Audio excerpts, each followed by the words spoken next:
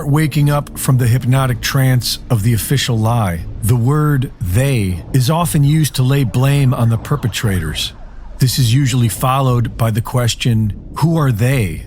According to ancient history, religion, mythology, and occult tradition, they are not human, and they have been manipulating humanity from the shadows for millennia. The Gods of Eden by William Bramley does an excellent job of tracing this back through all of recorded history. But let's just start from the late 19th century. Just over a century ago, it was known that giants with red hair and double rows of teeth once inhabited America. These 9-foot-tall giants were written about casually in 1874 by Abraham Lincoln. A few years later, the Smithsonian Institute began confiscating giant mummies and skeletons by the thousands. In 1886, the exclusive Jekyll Island Club was founded and built upon an ancient burial site of the Timucua tribe, who were said to be giants. In 1910, the Federal Reserve banking conspiracy was hatched on Jekyll Island between the Rothschild banking dynasty and the Rockefeller family, whose cabin there was known as Mound Cottage and said to have been built upon a sacrificial altar. These powerful families worked together to hide the truth of our mysterious past, and they built a modern society with poison to keep us dumb and lies to keep us confused. The Rothschild dynasty and the Federal Reserve banking system funded all sides of the First and Second World Wars, which paved the way for the creation of the United Nations in 1945. Funded by the Rockefellers, the UN was the beginning of today's de facto world government. The Nuremberg trials resulted with only 12 sentenced to death and 7 sent to prison. The majority were allowed to professionally continue their criminal activities. Nazis who were tried for medical experiments involving cruelty and murder were later brought into Big Pharma through Operation Paperclip, and an entire team of Nazi rocket scientists were brought in to start NASA. While the Nuremberg trials may have been mostly theater, they had their revelations. It was revealed that the Nazi eugenics program stemmed from organizations in America funded by the Rockefeller Foundation and its offshoots. And it was revealed that many high-ranking Nazis believed they were in contact with an alien race known as the Aryans, the same mythical race that allegedly created Hinduism as it is known today. While many Hindu scholars dismissed the claim, the Nazis believed it. It is why they adopted the popular Hindu swastika. They also studied the Vedas, and their most classified project, the Bell, had the same design as the Vimana spacecraft described in these ancient texts. In 1971, a young Klaus Schwab, son of a Nazi nuclear scientist, was placed as the head of what is now known as the World Economic Forum by his mentor, Henry Kissinger.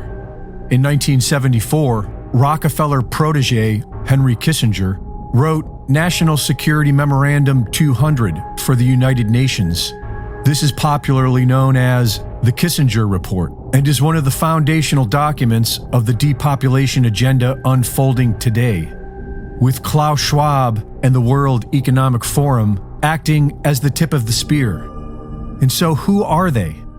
Several will say it's the Rothschild family, but they seem to work for the crown. Others argue that the Vatican holds more sway. Many people insist it's the Jesuits, and some swear it's the Jews. According to occult records, a character named Sanat Kumara rules over the world from inside the earth, along with a group known as the Great White Brotherhood, 7 in total. Helena Blavatsky says these 7 Kumaras are the same as the 7 Dhyanis, the 7 archangels, and the 7 Elohim, the 7 representing the 7 sisters, also known as the Pleiades star cluster. NASA, which was started by Nazis, Freemasons, and Satanists, has been obsessed with both Pleiades and Orion ever since the Apollo moon missions. According to hundreds of alien abductees, that is where most aliens claim to be from. 2 different factions, one to help liberate humanity and the other to enslave us. It is the oldest story on earth, good versus evil, the darkness and the light, the white hats and the black hats. It is a struggle within each one of us and is unfolding in the world around us for all to see. A more beneficial inquiry might be, who am I?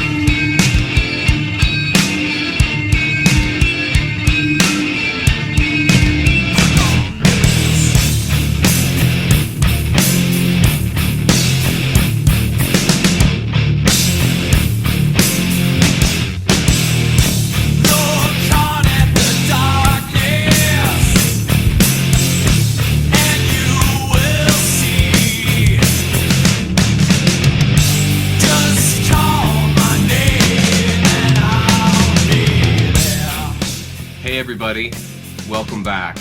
You're seeing part 2 of Khazarian Mafia, the God Eaters. I welcome you. I'm sure that you've already seen part 1. Part 1 was a big hit. I cannot believe how many people watched part 1. I don't know why that was the case, but I guess I hit a nerve with this. So I'm happy about that, and I'm really hoping that today we can cover some amazing ground. I have some awesome information that, had I known this kind of thing much earlier in my life, I would have made such better decisions for myself. I spent so many years involved in a belief system, and it really messed up my thinking. It really messed up how I understood the world. And I mean, I guess this is a good way to start off, but 3 gentlemen were critical and instrumental in my recovery and in getting out of a system of belief. Those 3 men were Terence McKenna, Dr. Joseph Campbell, and Alan Watts. And actually today I'm going to open up with a little story from Alan, because these guys, those 3 gentlemen, were so helpful to me in my life. They'll be helpful to us today as we cover some ground that's going to be extremely challenging. I kind of have to calm down. My heart is really racing right now because there's a lot of really amazing information coming, and I can't rush it. I have to be very calm. So in a lecture that Alan gave years ago, he's since passed away, but in a lecture that he gave years ago, he told a story of a woman who approached him and said to him that she was deathly afraid of black widow spiders. And she wanted to know how to cure her fear. And Alan said to her, well, there's really only one way to cure your fear, and that is to learn about, to know what you're afraid of, because it's what we don't know that causes fear. It's what we don't understand and don't know that causes fear.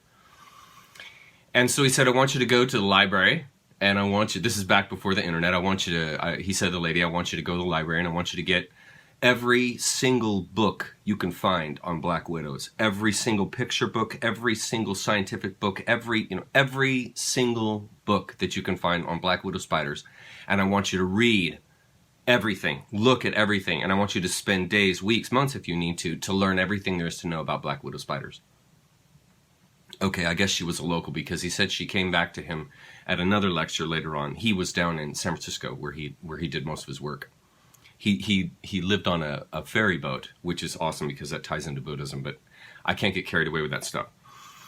So he was at another lecture, and she came back to him, and she said, you're not going to believe this, but I not only am not afraid of black widow spiders anymore, I've actually started to collect them. And right there is a brilliant example of one of the greatest truths in philosophy, and that is, when you know yourself, you conquer all your fears, because you're no longer afraid, because you know who you are, And then as well as things that you are afraid of that are outside of you, when you learn them, you conquer all your fears. And so today, that's a wonderful introduction to today, because today we're going to learn how to conquer our fear in regards to the Khazarian Mafia, and we're going to follow them from about where I left off last time. And by learning about them, we're no longer going to be afraid of them, and we won't be afraid of their symbolism. Some of the symbolism I have in here is pretty frightening, and so you'll need to learn about these things, to know these things, so that they're not frightening anymore, and they'll just become benign. They'll just become just another aspect of life, another characteristic of life, another experience in life that you come to know through experience.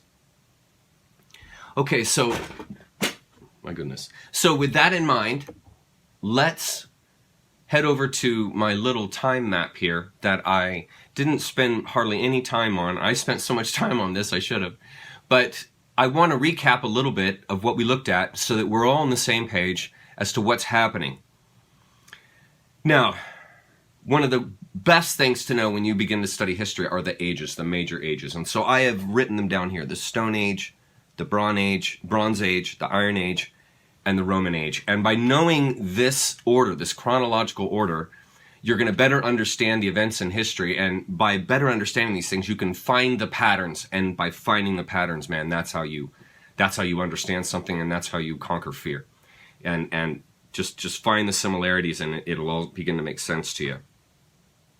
Okay, so going back to the beginning, this bloodline we've been tracing of the Khazarian Mafia, a number of the witnesses that I have watched and read testimonies of and so forth talked about how the Luciferians that preyed on them would claim their lineage back to the Amalekites. And so that's how Amalekite has continued to come up in my dialogue here with you, is because that's where I'm getting the evidence that I'm getting out of the videos I'm watching, the books that I'm reading, and all that I'm gathering to pull this stuff together. There's been a common theme of Amalek and the Amalekites. And this is Amalek, and as we saw in the last video, Amalek, this means liquors of blood. But what I want you to notice here on my timeline, and this is what all this has been building up to, is this 1 BC notation on this map I've got here. So you see in purple there 1 BC, and it says trade routes, China to Europe open. I'll never forget this, but years and years ago when I was fighting cancer, I was watching a lecture series by Dr. Joseph Campbell called Mythos. And he mentioned in that series that these trade routes that opened up between China and India and on into the West are what eventually destroyed Rome. And the reason why these trade routes eventually destroyed Rome is because these trade routes opened the path and gateway for the Cynics, for the Eastern religions and principles that were brought into the West. And so you had these people that had migrated over, and they came in and they brought great challenge to the spiritual fundamental that was prevailing in Rome. And as anybody would know, if you destroy the prevailing spiritual notion of a group of people, that people will split apart. People die for their religions. People die for their belief systems. And so it's essential that any community of people is united. They are united in a spiritual sense, in a spiritual understanding that that particular culture has captured. Now, we all know in this age of information, we all know as time is moving on and so forth right now, that it's not a good idea to be in a hive mind. It's not a good idea to be locked down to one particular belief system. But what you have to understand is they had no internet at this time. Communication was hard to come by. And so what you knew was what your local community knew. And so if you break apart a city in their belief systems, in their spiritual system, who their gods are, what their traditions are, what their annual traditions are, what they celebrate, who they worship, all this kind of stuff, if you break that up, that society is doomed. And it was Dr. Campbell's contention that essentially, at the end of the day, it was the spiritual dissolving of Rome that eventually broke the thing apart. And then that combined with the corruption at the top of the scale, and that is our concern, the Khazarian Mafia. And they had already infiltrated Rome. And this is what isn't understood, and I've got some great videos I'm going to show you today, that's going to show you how we went from Rome and this ancient Iron Age and this brutality age and fighting and war age into this whole psychological, spiritual age that was birthed with the birth of the Roman Catholic Church in 325. And so what's really critical in understanding yourself and in understanding this group and history and so forth is bridging that gap. And in understanding those ancient peoples were the ones who formed modern society. Nothing happened or ended them. Their core corruption, the corruption that corroded and destroyed Rome, is the same corruption that corroded and destroyed the Catholic Church, that is destroying the Catholic Church. It's the same corruption, because all of these these groups worship the black sun. They are Satanists.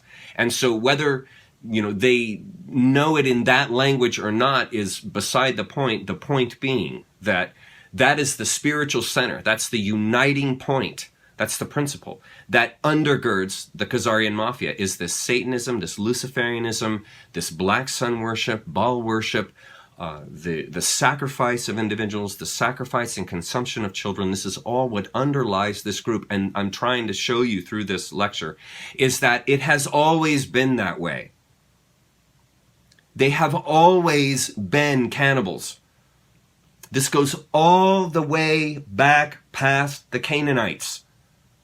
And it's past the Canaanites because it was the Canaanites who were communing with this evil to understand and learn this control system, this mind control system, this sadistic system of worship that controls societies and oppresses and sacrifices societies. Okay. And so what I'm trying to do here now is bridge that gap. So one of the critical elements, one of the veins that's going to bring you understanding are these trade routes. And if we look at our map here, I've superimposed this picture of Khazaria. Now to remind you, this is Khazaria. And as you see, it's right there between the Black Sea and the Caspian Sea, just north of the Caucasus Mountains, which is just north of the Levant. They're next to the Mediterranean, as I showed you in the last video. Now look, I've taken that picture here, you see? I've taken that picture and I've superimposed it, done my best to size it correctly, to not only show you the size of Khazaria, you see, but how the trade routes from India and China all pass through this area. Now what's critical to understanding in how the Khazarians gained wealth and power are the trade routes, because they were bringing the money. They were marauders. The Khazarians were marauders, and they not only had tolls and taxes that they levied on travelers that went through there, but they actually preyed on the families. And I told that whole story in the last one. No need to go into it because we have so much to cover today. And so they would prey on these families as they would pass through, and you could see right there, as they're passing through this area to get to the west, you cannot avoid Khazaria. You can't avoid it. It's right in the middle of things. And this is how, from 1 BC, we get to 100 AD. That 100 years between the trade routes opening and the beginning of Khazaria, as we find in this essay we're going to be reading today, it's during that time frame that this whole system develops, and Khazaria basically is born, because they have this unlimited supply of money that's coming through their travelers, human meat, human sacrifice, and then they take on the identity of those people and move into the West eventually.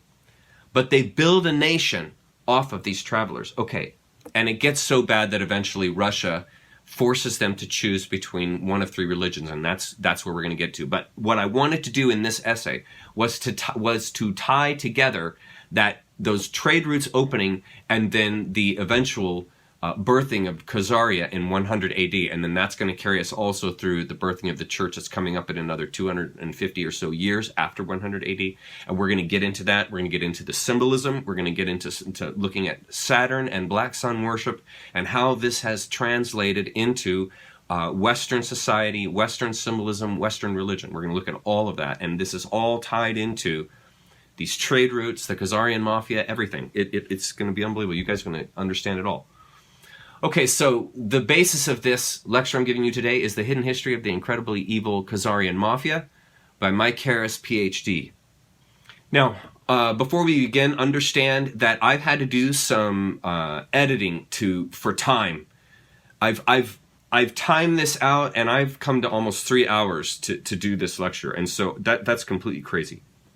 So I have had to cut out some paragraphs, and what I've done is they're non-binding, meaning they're not paragraphs that destroy the point of the essay, which is to communicate the history of the Khazarian Mafia. They're like little ornamentations that go along with the essay to help you better understand. And so, having said that, it'd be a good idea to read it first before you watch this, so you get the whole thing first, and so you'll know the parts that I've skipped, and you'll know the paragraphs that I've had to omit simply for time. So understand, this isn't a word-for-word copy of the essay from Mike Harris. I have had to take out some sentences and some paragraphs to make this thing fit and to make it make sense to you in the amount of time that we have, which isn't much. Okay, the present-day Khazarian Mafia, KM, he uses the letters KM for Khazarian Mafia all through this, so that's what KN is. The present-day Khazarian Mafia, KM, knows that it cannot operate or exist without abject secrecy, and therefore has spent a lot of money having its history excised from the history books in order to prevent citizens of the world from learning about its evil beyond imagination that empowers the world's largest organized crime cabal. Now, what you've got to understand, let me make a little correction here. What you've got to understand is the reason why you don't know anything about the KM is because they have erased themselves from history. They have buried themselves in other histories. So just like Western religion appropriated pagan traditions and buried those pagan traditions underneath its umbrella of Western traditional spirituality, so nobody knows anything about the pagan history for the most part. Nobody knows that the annual rituals and the celebrations and so forth are based on pagan rituals. That's why Easter is still chosen by the moon.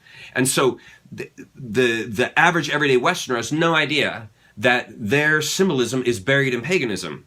Okay, and in the same way, when you look at history, buried underneath the history they've given you, you have no idea what actual history is, because the Khazarian Mafia have buried it under wars, have buried it under failed societies. And so what is lost is the true history, and you're given this pseudo-history that the Khazarian Mafia has basically indoctrinated you with, indoctrinated me with, us all, because we all were trained under their systems, and I've got a video for that too. I hope we have time for all the stuff that I've got coming. Okay, it was Mike Harris that connected the dots and made the actual discovery of the presence of the KM's secret history and blood oath to take revenge on Russia for helping Americans win the Revolutionary War and the Civil War, and their blood oath of revenge against America and Americans for winning these wars and sustaining the Union. I have underlined that for a very critical reason, and that is for you to know why, for the last however many decades, you have heard a constant repeating of Russia, Russia, Russia, anti-Russia, Russia's the bad guy, Russia is evil, Russia is terrible, Russia is destroying the world, on and on and on it goes. Okay? And all of us were buried within that inculcated idea that Russia is the source of all evil. Now, what you need to understand is Russia played a critical war in keeping the Khazarian Mafia from taking over the world. They played a critical role in keeping the Khazarian Mafia from taking over the world. And we're going to outline that, but this hatred of Russia goes all the way back to when they told the Khazarian society, you're either going to worship one of these three religions or we're going to destroy you. And then they went in and destroyed them 100 years later, because they didn't stop. We're going to get to that. And that was the seed. The seed of hatred for Russia was born right there when Russia came in and destroyed ancient, original Khazaria, right there between the Black Sea and the Caspian Sea. Okay, and drove them out and drove them into Bohemia, and we'll get into that. Okay, so looking on our little timeline here, this is now past the timeline I had before. This is a new timeline, and I have the ages written down. You could see there at the bottom it says Dark Ages, Reformed Age, Industrial Age, and Modern Age. These are the ages, the themes that carry society through time. And they're underneath these themes because these are the prevailing technology, the prevailing force, the prevailing energy that is driving these societies. And that's why you had the Stone Age, the Iron Age, the Bronze Age. It is that metallurgy that's driving the power of that society. And so in the same way, you now have here in these next ages, look here, you have the Middle Dark Ages. What is happening in the Middle and Dark Ages? Knowledge is kept from the people. When you keep people outside of truth and outside of information, you keep them in the dark. And the dark, who drove the Dark Ages?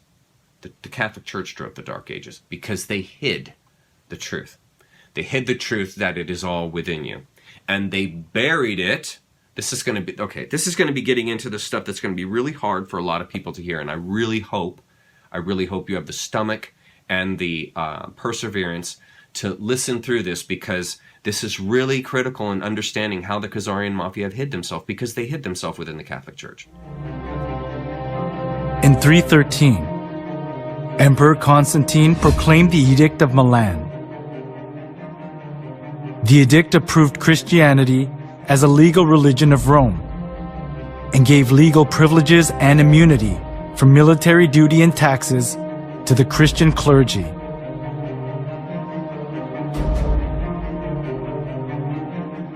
There was the political goal of Constantine underlying such kinds of preferential treatment.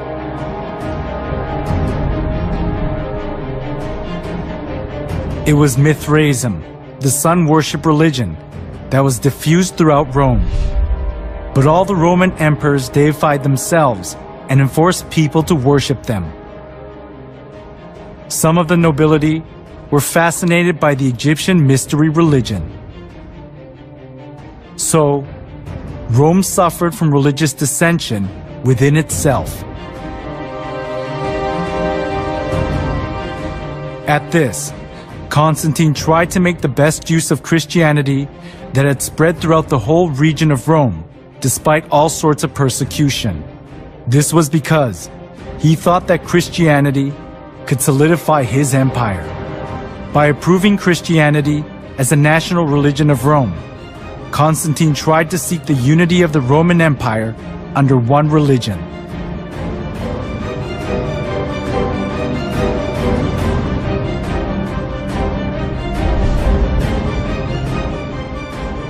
Thanks to Constantine's pro-Christian policies, many believers of the polytheistic religions of Rome streamed into the Christian Church. This tightened Constantine's political grip, and Christianity positioned itself as the religion of Rome, expunging persecution and contempt it had received so far. However, the indiscreet conversion they did without having any kind of understanding or faith, rather produced an adverse effect, the influx of pagan customs into the church.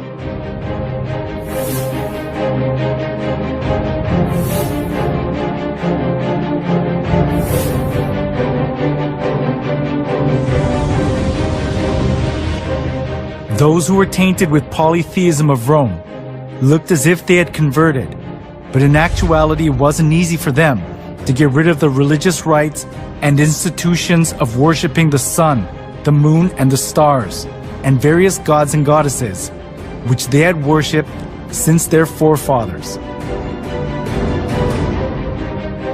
The church in Rome sought for solutions to disburden the pagans when they converted to Christianity. It was to bring in things similar to the gods that the pagans had believed into the church. They thought they would increase the number of pagan converts by doing that.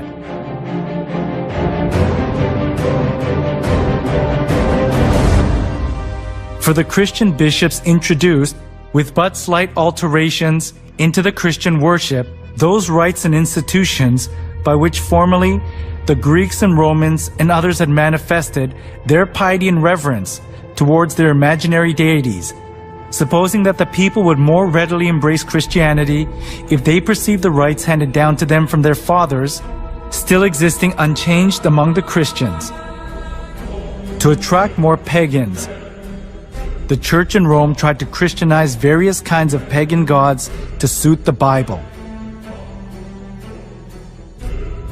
One of the most representative things among them was accepting pagan customs of the sun god worship tradition. The church in Rome identified Jesus with the sun god.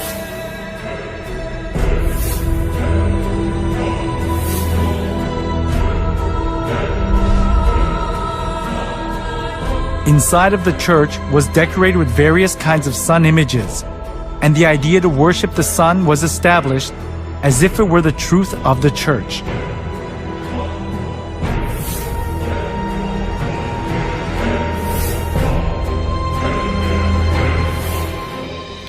Okay, so by knowing this, that the Khazarian Mafia hid inside the Catholic Church, it's important to understand not only why that happened, but how that happened. And that is exactly what this map and this lecture is going to begin to show you.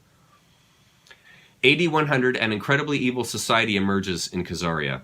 Khazarians developed into a nation ruled by an evil king who had ancient Babylonian black arts, occult oligarchs, serving as his court. His priests, okay, it's my opinion, that his priests, the Khazarian priest, or excuse me, the Khazarian leader, his court priests, magic men, shaman, were likely Amalekites. That's my opinion, because it's the Amalekites that were honing and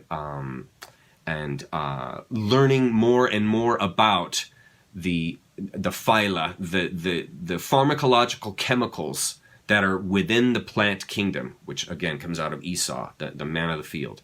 Okay, so the Amalekites are carrying this magic, this hallucinogenic magic, this plant magic, this spiritual magic, this evil magic, straight out of Khazaria, or straight into Khazaria from the Levant. There's magic going on at the high echelon of these societies. You see it in Pharaonic Egypt, you see it now in Khazaria, and it was also in Babylon when Talmudism was developed, and they're running on human sacrifice.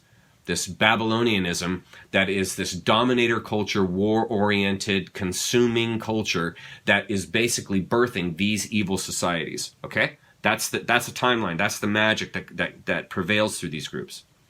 During this time, Khazarians become known to surrounding countries as thieves, murderers, road bandits, and for assuming the identities of those travelers they murdered as a normal occupational practice and way of life. And that's the key to know. Like I said earlier, this was a way of life. This is how Khazaria was birthed. This is how the Khazarians empowered themselves, was through these practices. And these are evil practices. They are using the inherent evil that is within nature. There's as much evil as there is good. They're using that, and they're fomenting, fostering, they're culturing this evil so that they can build their society to control and basically own the world. So continuing, in AD 800, an ultimatum is delivered by Russia. Now looking here at the map, you can see, there it is, the Russian principalities. You see that? The Russian principalities are right above Khazaria, and it's Khazaria who is pilfering and eating and using and taking and stealing all the people that go into this land. So there are people in Russia that leak down into Khazaria, and they also get pilfered, and this happens repeatedly, and Russia knows, and China knows, about what is going on with these people that are passing through this land and how evil it is, okay? Okay. So, 800 years later, remember, the trade routes open in 1 BC, 800, so 900 years later, or AD 800, so 800 years later, an ultimatum is delivered by Russia. The leaders of the surrounding nations, especially Russia, have had so many years of complaints by their citizens that as a group they deliver an ultimatum to the Khazarian king.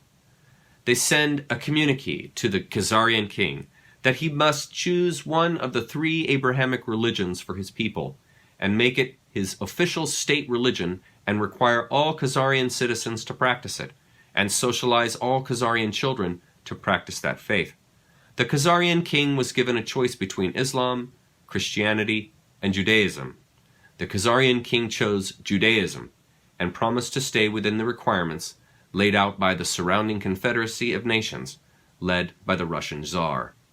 Now, this is going to get critical to understanding how they've hidden themselves, in that they have hidden themselves underneath this guise called the Ashkenazi Jew. And they are not practicing Ashkenazi Jews. They are practicing Babylonianism, Talmudism. That's what they practice. That's the spirituality they practice.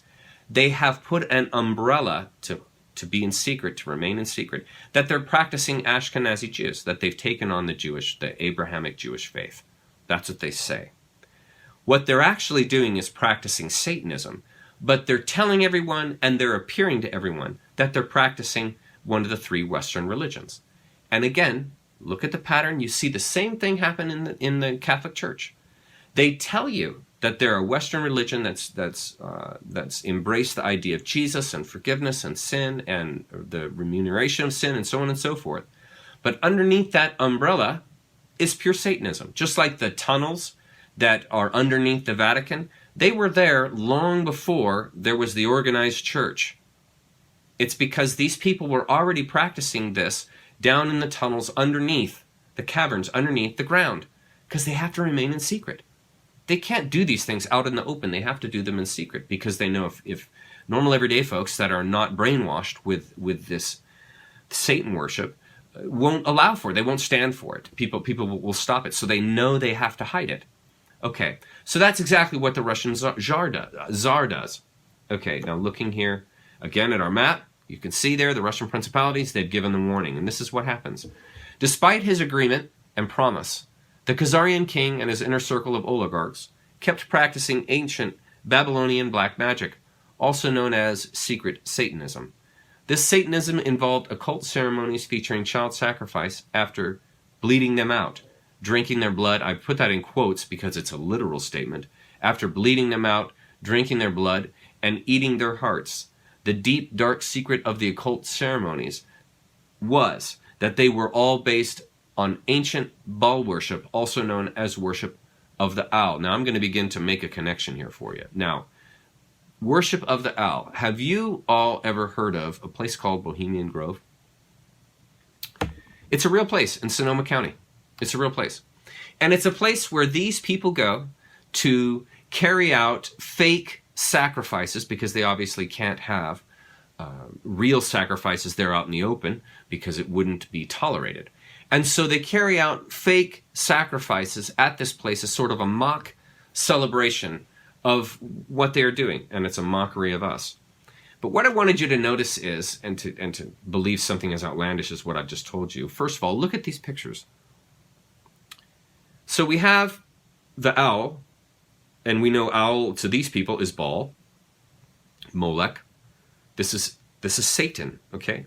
They're putting a costume over the god they're actually worshiping. So they're worshiping Satan, but they can't have a giant Satan in this public park. So they anthropomorphize Satan into an owl. And why do they use Satan as the owl symbol? Because the owl is silent. The owl hunts at night. The owl can see at night.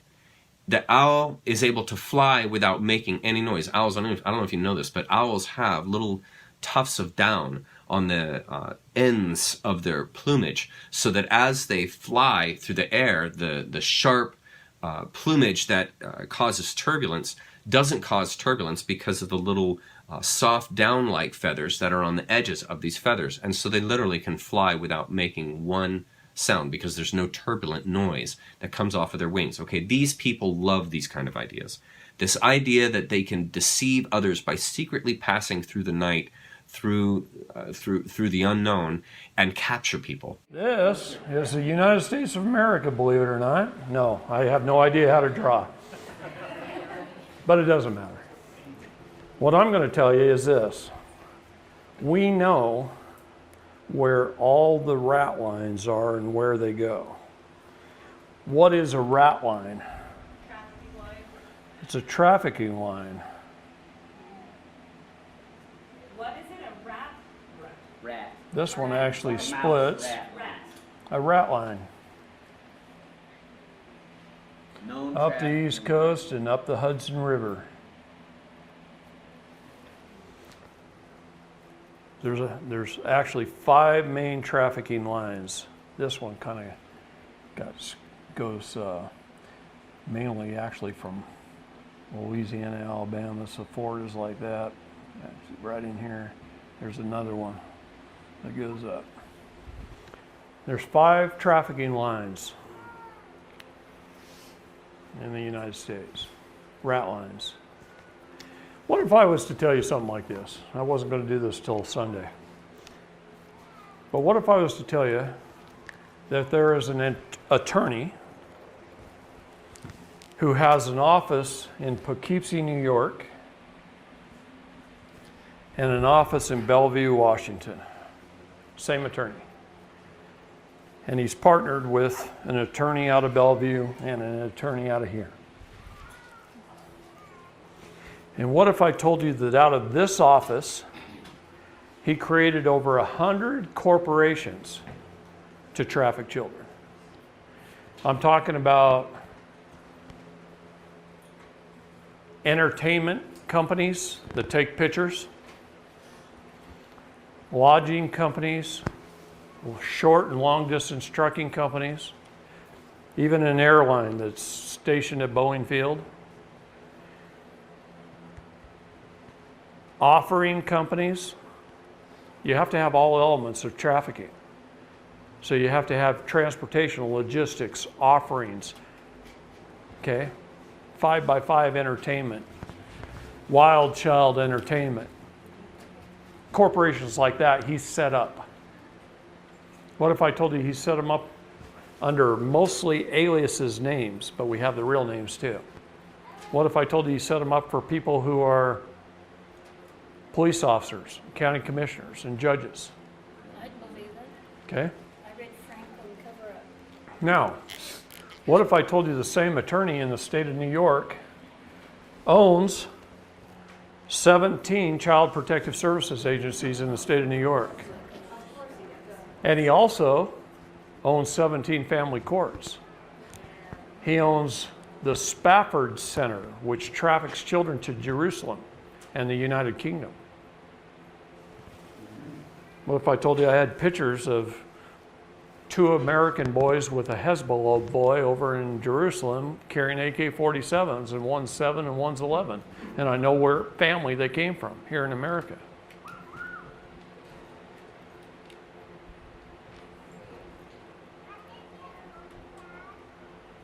What if I told you in 1983 he bought a company from William Casey's law firm? The DOD guy is going to start scribbling here when I mention names. I'm serious. William Casey. Who was William Casey? He was the head of the OSS before it became the CIA. He was our first CIA director, and then he ran the SEC. Securities and Exchange Commission? Yes. And helped. They're stacked deep. Helped set up our whole birth certificate fraud thing. He also started the Spafford Center under a different name back in the 30s. And he died in 1975, and in 1983, this attorney bought it from Casey's law firm. It's a corporation sole. Does anybody know what a corporation sole is? It's a corporation that started so old that is grandfathered into under all laws. It's a powerful corporation. A corporation sole. It was owned by William Casey. Wasn't Casey murdered? Or no? I wish he was. Anyway, and he can take children out of New York City or any other county that he has one of his 17 agencies. He can show up at your house with a cop, kick in your door, his CPS agents take a kid, jump you through a bunch of parental hoops, terminate your parental rights through his own judges and his own guardian ad litems and his own, and he's licensed by the state to do business. He's protected under the commerce laws. He's sanctioned by the state. When you run his name of his family services companies on Google, they come up higher than the actual state of New York's family services in the search engines. So if you're going to turn somebody into CPS and you Google it, good chance you're turning into a guy who set up hundreds of pedophile companies. Because they do protect each other. Now, what do you think about that? And what I want you to notice is look at the age of these people. This is a sophisticated society. This isn't a bunch of 20-year-olds and teens that are going to dance around an owl in the middle of a park in Sonoma County. These are adults. Look at how they're dressed. They're wearing suits and ties. Look at and then notice, look at the face of the gentleman on the left there. Smug. They're giving you a smug look. Look at the 1, 2, third guy from the front, sitting in the chair. Look at the way he's looking at the camera. It's a smug look. Same with the guy next to him. There's even a guy smiling back there. You see, these people know, in other words, they know what they're doing. It's my contention, I'm not going to spend a lot of time on this, but it's my contention that the KM attempted to bring in Hollywood into the presidency using Ronald Reagan. Now, I don't know how deep Ronald Reagan was into this. I think a lot of his presidency, he was just being controlled and used because nobody tells these people what to do. I mean, JFK tried to tell him, and they killed him. So whatever was happening with Ronald Reagan, I think that they were using him as a figurehead. They were trying to bring in someone that was controllable, that all the public already liked, a handsome guy, and a well-speaking, a well-spoken man. He knows how to handle himself in public, and he's very good and adept at having public dialogue, and he can even play different parts. He's an actor. He's good at playing parts. And these kind of human characteristics would be very helpful to a group who's trying to deceive a public, who want a figure at the top who's controllable, that's likable, and can play the part. And by sticking Hollywood figures in there, they would be able to even more easily and more fluidly control the public. There you can see Richard Nixon. He was neck deep in the whole thing. This is 1955. And then I also threw in a couple extra pictures here. This is 1904. Look at this early picture. They don't even have the owl out yet. Okay? And then here, 20 years later, this is 1924. It says at the bottom right there. I don't know if you can read it. Okay, they're getting more organized. Then look here, looks to be in like the 50s, about 20, 30 years later. Look how many compared to this one above. The tables are chock full. More tables. I couldn't get a date on this. Maybe somebody knows. But this is the first owl they had. Look at it. And then they brought in this other one. This looks like a paper mache or, poured concrete or something. But they replaced it with this. And I just do that to show you it's developing. Look how they added a whole stage, and there's a sacrificial altar right there at the bottom of the altar. In fact, if you look at the picture that I originated this talk with, there on the bottom right, you can see the fire. And they're doing a sacrifice. That's a sacrifice. A mock sacrifice. Okay, this is owl worship. This is how they hide from you. This is a high society. That's my point in doing this. This is a high organized society. They're wealthy, nobility. They're bringing in the U.S. president. Okay, these are not your everyday Joe people. These are the folks that are steering and controlling the world. And look at them. They're out there doing mock sacrifices in front of an owl. Folks, that's not coincidence. That's not silly games. This is what you need to understand. These people are not playing a game. They are dead serious. It's so outlandish that it would seem that this is just a joke. Nobody would ever believe this. That's exactly why they do it. You would never believe it. Okay. In order to fool the Confederacy of Nations led by Russia that were watching Khazaria, the Khazarian king melded these Luciferian black magic practices with Judaism and created a secret satanic hybrid religion known as Babylonian Talmudism. This was made the national religion of Khazaria and nurtured the same evil that Khazaria was known for before. You see, this king is a deceiver, but in his nature. In his nature. And he developed this religion called Babylonian Talmudism. And what is it? I looked it up. It is a highly racist Zionism. And then to summarize in some statements, it's a superior race theory. Right? They utilize rites of passage. They have exclusive access to God. But see, I capitalize God to say that they're claiming that that is who they are worshiping, but they're actually worshiping Satan. So that G would be small. But what they're claiming is that this is God. That's their claiming. So they have exclusive access to this God because of their blood sacrifices, because of their giving themselves to this God completely and doing evil against the hated Goy, which is us. That's what the Talmud people, the Babylonian Talmudism folk, we are the Goy. Meat. We are the meat and cattle. We are their asset to use and destroy and slaughter as they wish. Okay, that's this religion. That's this Talmudism, this Babylonian Talmudism. Blood sacrifice oriented, meaning that they actually carry that out. Calendar dates obsessed. They're obsessed with their yearly rituals.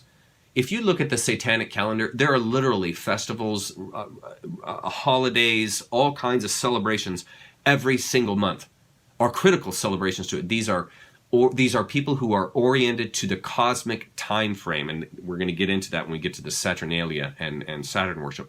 But they are highly oriented to the cosmic time frames, and so they are obsessed with calendar dates and with annual traditions. They're highly tribal. Again, that comes out of the Canaanite stuff. Absolute in opinion and secure in belief system. So that their opinion is absolute and final. And secure in belief system meaning everything they know is centered around their belief system. And they don't care if you believe it or not. This is the system of belief that they subscribe to, you see. Their god is Lucifer, a being composed of pure evil. Okay, we're going to get more and more into this as we keep going, because that's going to tie right into Saturn worship. Sadly, the Khazarians continued their evil ways, robbing and murdering those from surrounding countries who traveled through Khazaria. Khazarian robbers often attempted to assume their identities after they murdered these visitors and became masters of disguises and false identities, a practice they have continued even to this very day, along with their child sacrifice occult ceremonies, which are actually ancient Baal worship.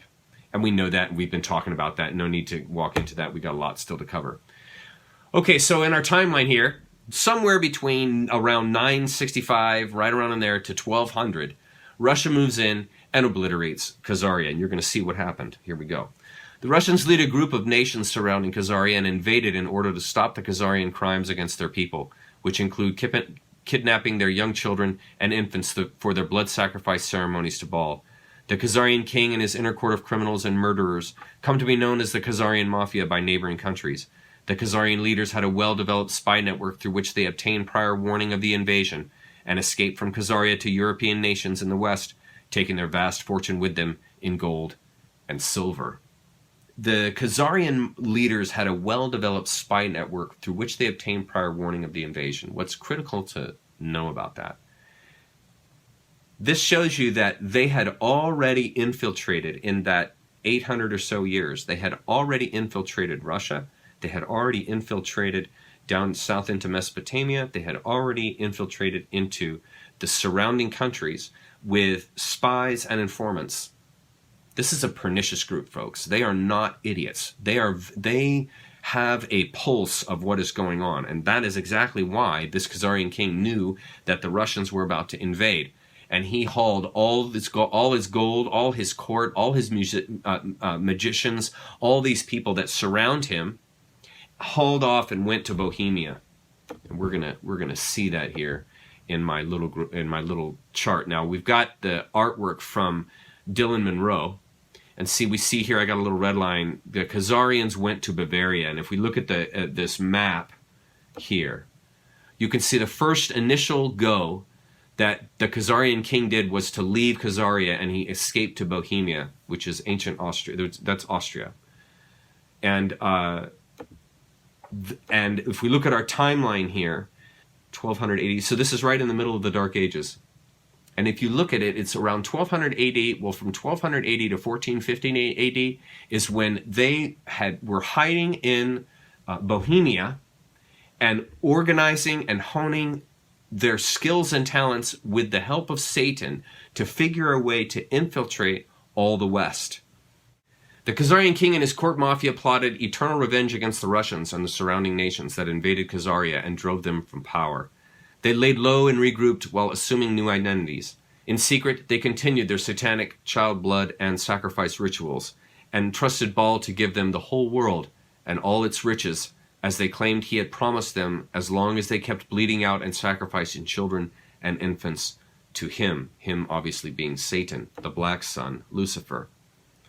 We can see this little map I made here. They move into Germany, conquer that, take over that royalty there, on into France, and then down into Spain. They took over all these royal families. To accomplish their invasion, They hired Oliver Cromwell to murder King Charles I and make England safe for banking again. This began the English Civil Wars, which raged for nearly a decade, resulting in regicide of the royal family, that's killing off of the bloodline, and hundreds of the genuine English nobility. This is how the city of London was set up as the banking capital of Europe and launched the beginning of the British Empire. And then I write, this is why the Queen of England, King Charles, and the entire Royal English Court is not blood authentic nobility. It's because the royalty in these nation states was infiltrated by the KM, literally. They took their leadership and they bred with the royalty, and they killed off the men, and then replaced those men with their people and their kids. Do you see? They completely took over. This is Oliver Cromwell on the left, 1599 to 1658, and King Charles I on the right, 1600 to 1649. They were contemporaries, obviously. And yes, indeed, Cromwell imprisoned Charles in 1646 for treason. It was because I read into it, won't get into it, but basically King Charles wouldn't abide by the demands of Cromwell, and so they killed him. Charles would not repent nor seek resolution for peace, so Cromwell had his head lopped off in 1649. The end. And they even had in the newspaper, they show the blood squirting out of his head as everybody's standing around watching it. And King Charles was no more. The KM decides to infiltrate and hijack all world banking using Babylonian black magic, also known as Babylonian money magic, or the secret art of making money from nothing, using the power of pernicious usury, which is illegal taxes, to accumulate interest. The KM used their vast fortune to enter into a new system of banking based on secret Babylonian black magic money magic that they claim to have learned from the evil spirits of Baal in return for their many child sacrifices to him. The reason why magic has a K on it, that's from Anton LaVey.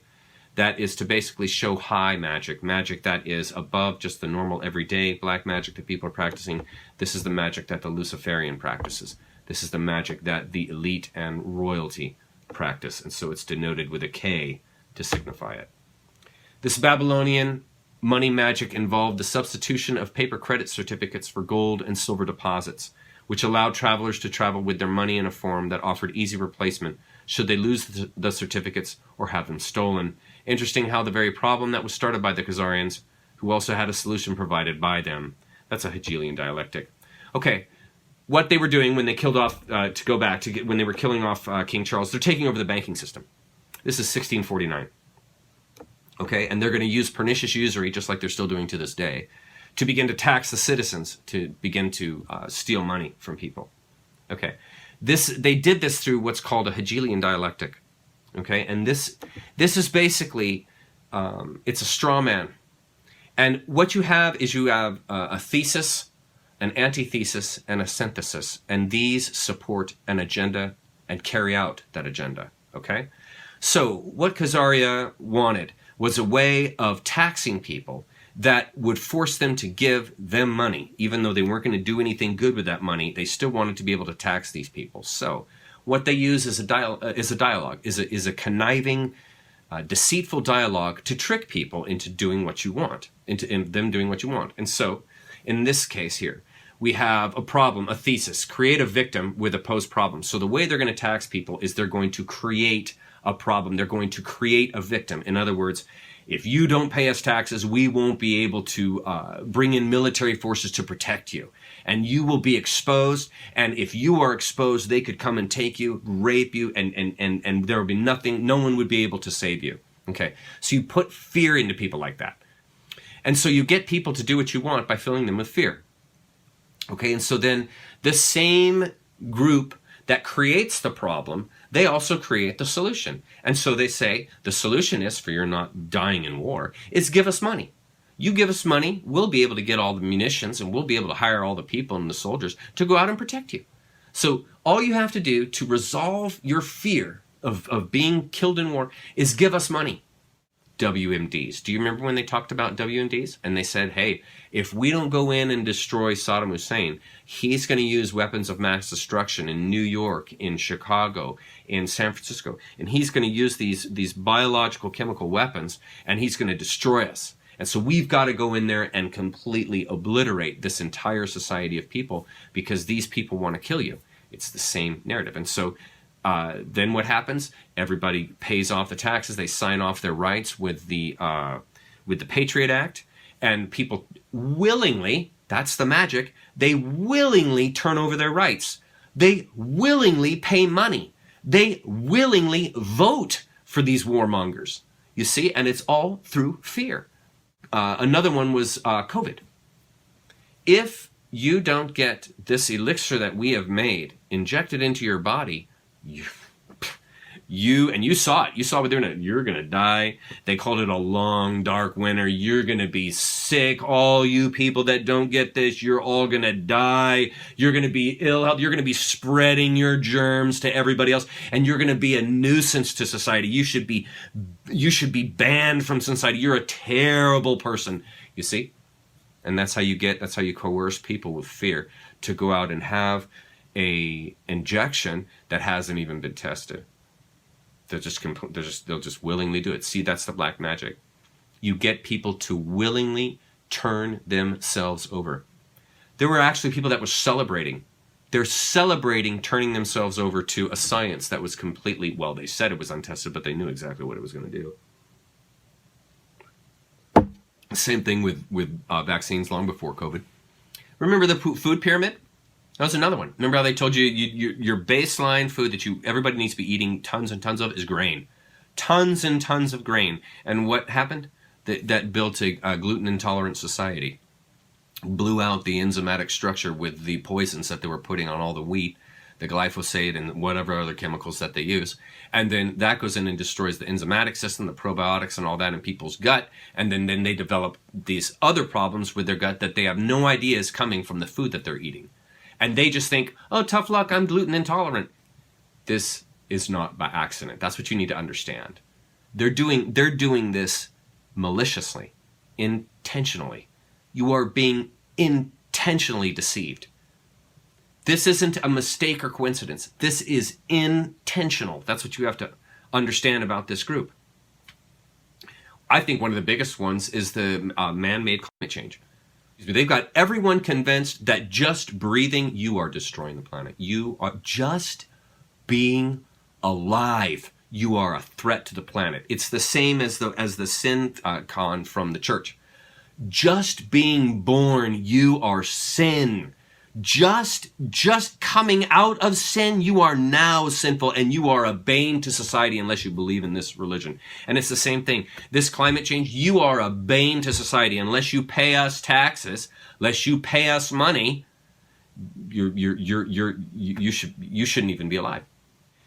This puts fear into people. This puts self-hate into people. This undermines people's development. Do you see how psychologically that harms a person when they think, just my being alive, just from being born and just breathing, I'm terrible.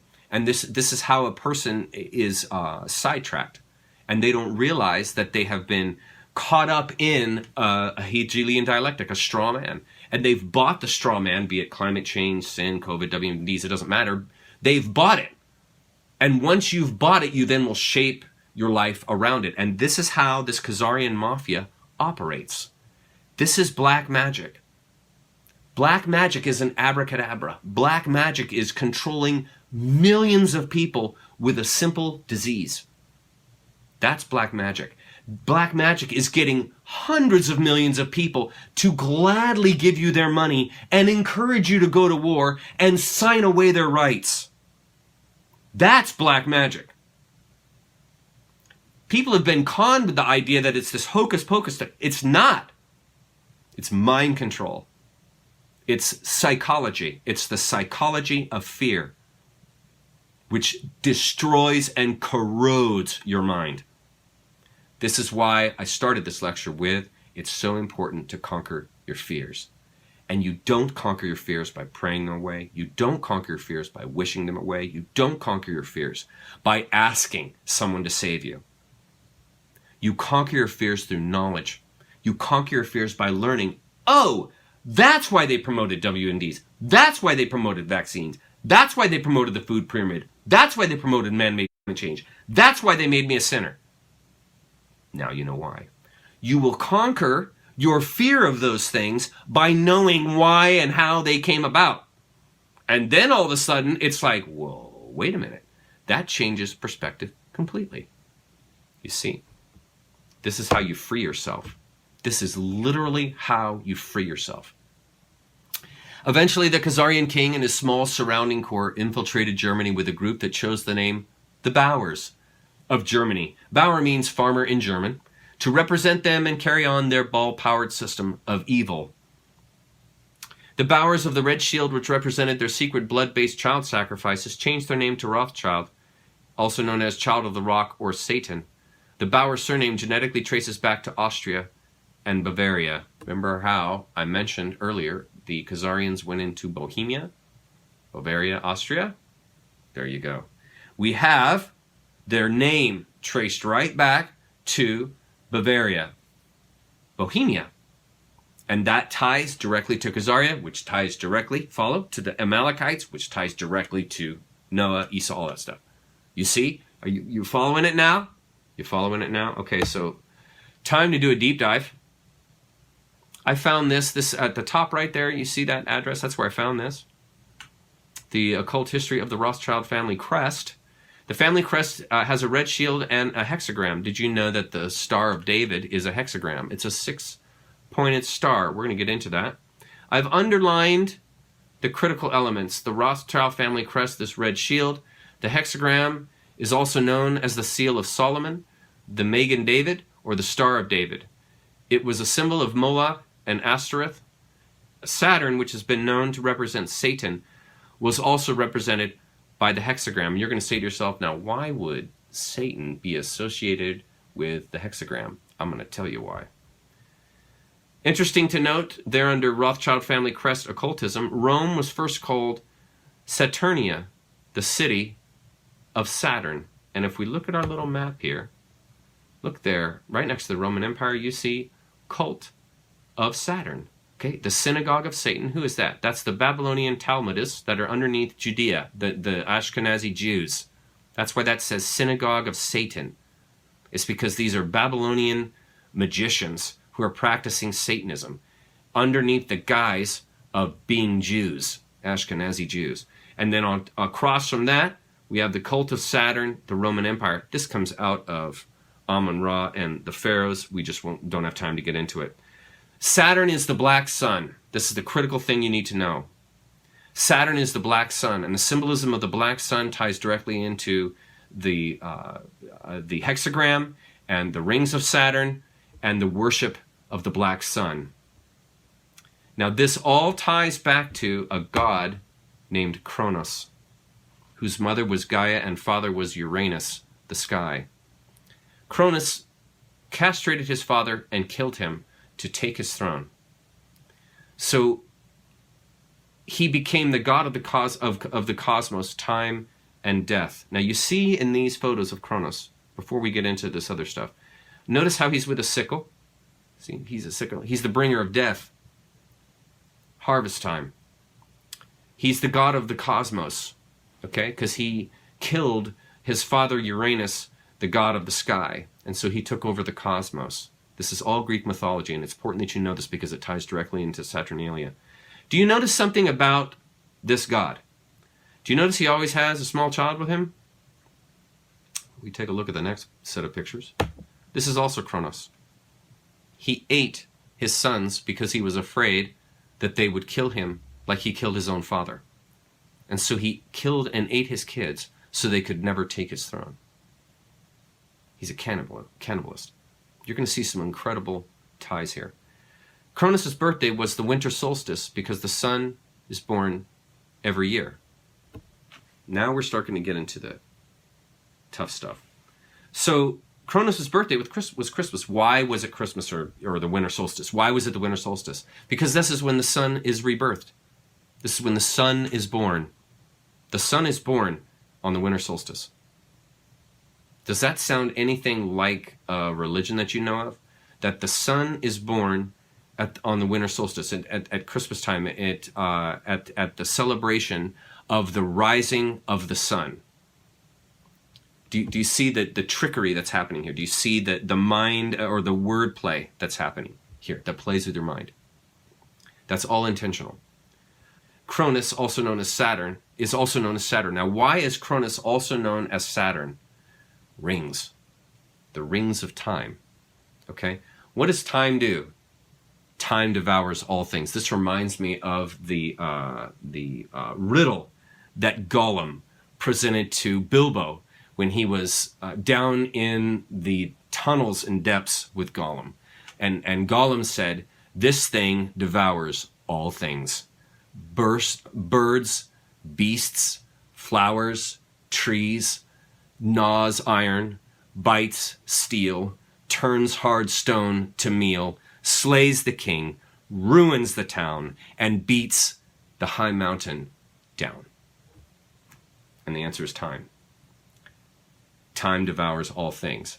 This God represents the devouring of life. Who devours all of life? Lucifer, the black sun. And so Saturn was known as the black sun, which is time, which devours all things. Saturn Cronus was given a day of worship called Saturn's Day or Saturday. Folks, to this day, we still have a Saturday. Guess what happened on Saturday in ancient times? That was Saturn's Day. That's when everybody worshipped Kronos. Who's Kronos? Kronos is Lucifer, the black sun. Why does a hexagram represent Saturn? Well, maybe because there's a hexagon on top of Saturn. Did you know that? And how do you think these ancient people knew that there was a hexagram on top of Saturn? Did you know that this star here, this hexagram, there are 6 points, 6 triangles, and 6 sides? That's 666. That's the number of the beast. That's Satan. Did you realize this? That's what this symbology means. That's who they're worshiping. This ties you in, okay? Saturn was known and worshipped as the black sun, the god of the cosmos, the god of time, the god of death. Time devours all things. Lucifer eats all life. Lucifer, god of the earth. What we think we understand, where we came from, what we think we're doing, the more you begin to see we've been lied to. We've been lied to by every institution. What makes you think for 1 minute that the religious institution is the only one that's never been touched? You can bet your bottom dollar that the religious institutions of this world are at the bottom of the dirt. The religious institutions in this world are put there by the same people who gave you your government, your corrupt education. The Knights Templars who set up your international banking cartels in the 12th, 13th, and 14th century are the same people that gave you educational institutions, colleges. Where do we get the word college? College comes from the collegia, the Latin Roman college of cardinals. I mean, I could go on for hours just give you examples. I mean, when you graduate, you come out with a square mortarboard, a black square mortarboard. What's all that about? Black square mortarboards. It has to do with the planet Saturn. Saturn, you know, we're told that in the Old Testament that the Hebrew people, the Jewish people, were worshipers of one God. That's never been true. Not true now, and never will be true. That's just one more story that's been given to us. That's never been true. The Hebrew people were worshipers of many gods, many different divine beings.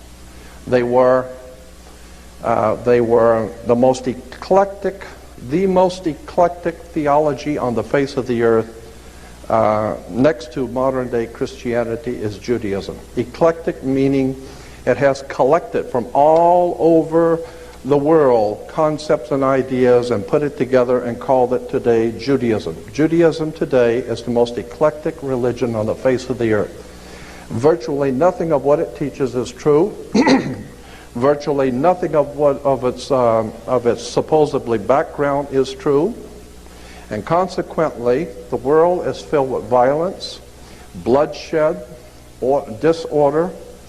Good people are dying. There are children who are starving. Our world is in trouble.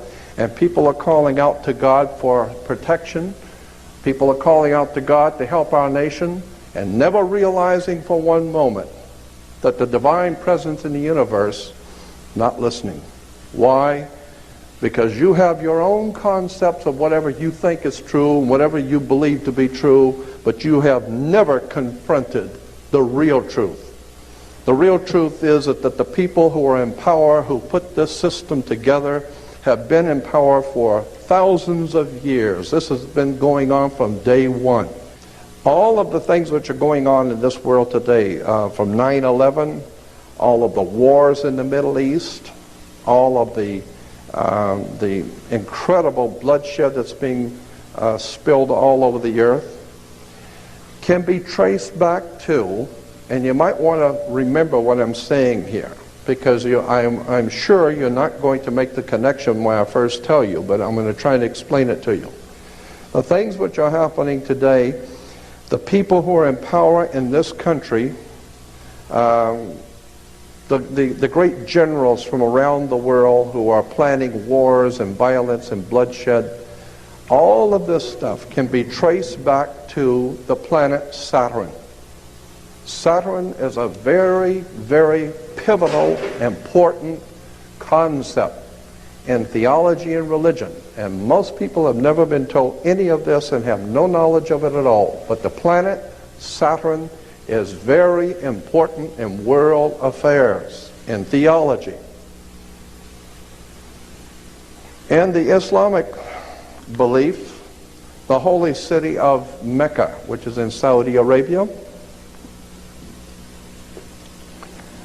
Mecca has a Masonic circle, and within the Masonic circle is a square, because you got to do everything on the square, remember. You have a town square, you have New York Square, you have Vatican Square, you have Red Square, you have all kinds of squares. Why? Because this is Masonic, and it goes all the way back into the ancient world, the terms and symbols. Again, the planet is called the Black Square. It's called the Dark Sun, the Black Sun. This is what the Nazis and the SS and the Gestapo wore black. That's why priests wear black. That's why judges wear black robes. Why do you think a judge wears a black robe? He wears a black robe because when you used to graduate from university, you wear a black robe. Why black robes? Darth Vader wears a black robe. What the hell does a black robe have to do with anything? The judges wear black robes. You know, Supreme Court judges wear black robes. Black robes represent the priesthood of the planet Saturn, the Saturnalian Brotherhood.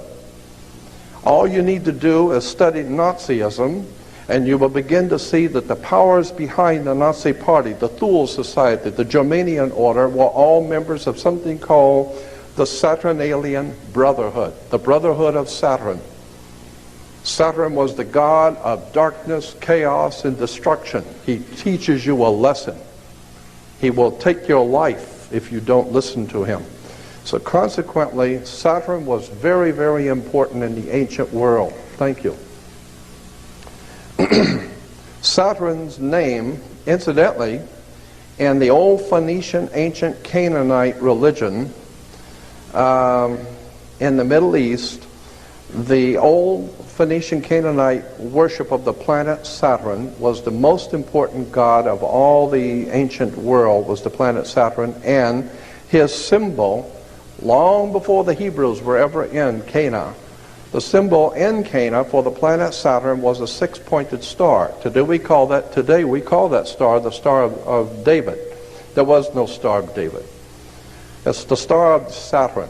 All of the Jewish reference books, all the Encyclopedia Judaica, you go to the synagogue, go up into Mulholland Drive, up to the Jewish University and spend 3 weeks there and look up Saturn. You'll find out that 98% of all Judaism is a worship of the planet Saturn. Better wake up and understand where this stuff comes from. Because if there is a God in heaven, if there is a divine presence in the universe that demands righteousness and justice, then you're going to have to rethink what we believe and where we're going and what the world is all about, because for the last 2,000 years we haven't done too well. Saturn was referred to as El, E-L. El was the god Saturn in the old Phoenician Canaanite system.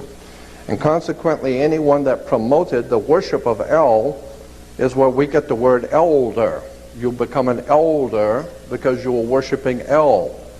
And when you worship El and become an elder, then how did you get to be an elder? You got elected. So therefore we have elections. Now that you have been elected to be an elder, now you are one of the elites. Why? Because now you have moved up, like in an elevator. You are now moved up in society. Consequently, it's all money. It's all manipulation and exploitation coming out of Phoenicia, Canaan. It goes back to the old Sumerian, Babylonian systems of words and terms and symbols and emblems that have been used to manipulate the whole human race. Because our masters don't give a damn about you or your family or your destiny with God. All they care about is what they have always cared about, and that's controlling the whole damn world. So there's the black sun on the left. There's the hexagram. There's the hexagon on top of Saturn. And then we have Cronus. What I'm emphasizing here, what I'm trying to show you is, these are all the same thing. They all represent Lucifer. They are all symbols for and of Lucifer. That's why they use them. That's why they use this symbology in their worship. It's because they represent, these symbols represent a deeper underlying knowledge. Now look where I found the black sun. I did a search for the black sun, which means Lucifer and Satan. Look where I found it here in the Hall of SS Generals in, I think that's Wewelsburg Castle, Germany. Look, it's right there on the floor. It's in the Azov Battalion patch, their rank. And look, they're holding a flag. There's the black sun, the symbol of Nazism there in the middle. The communism is Satanism. Get it?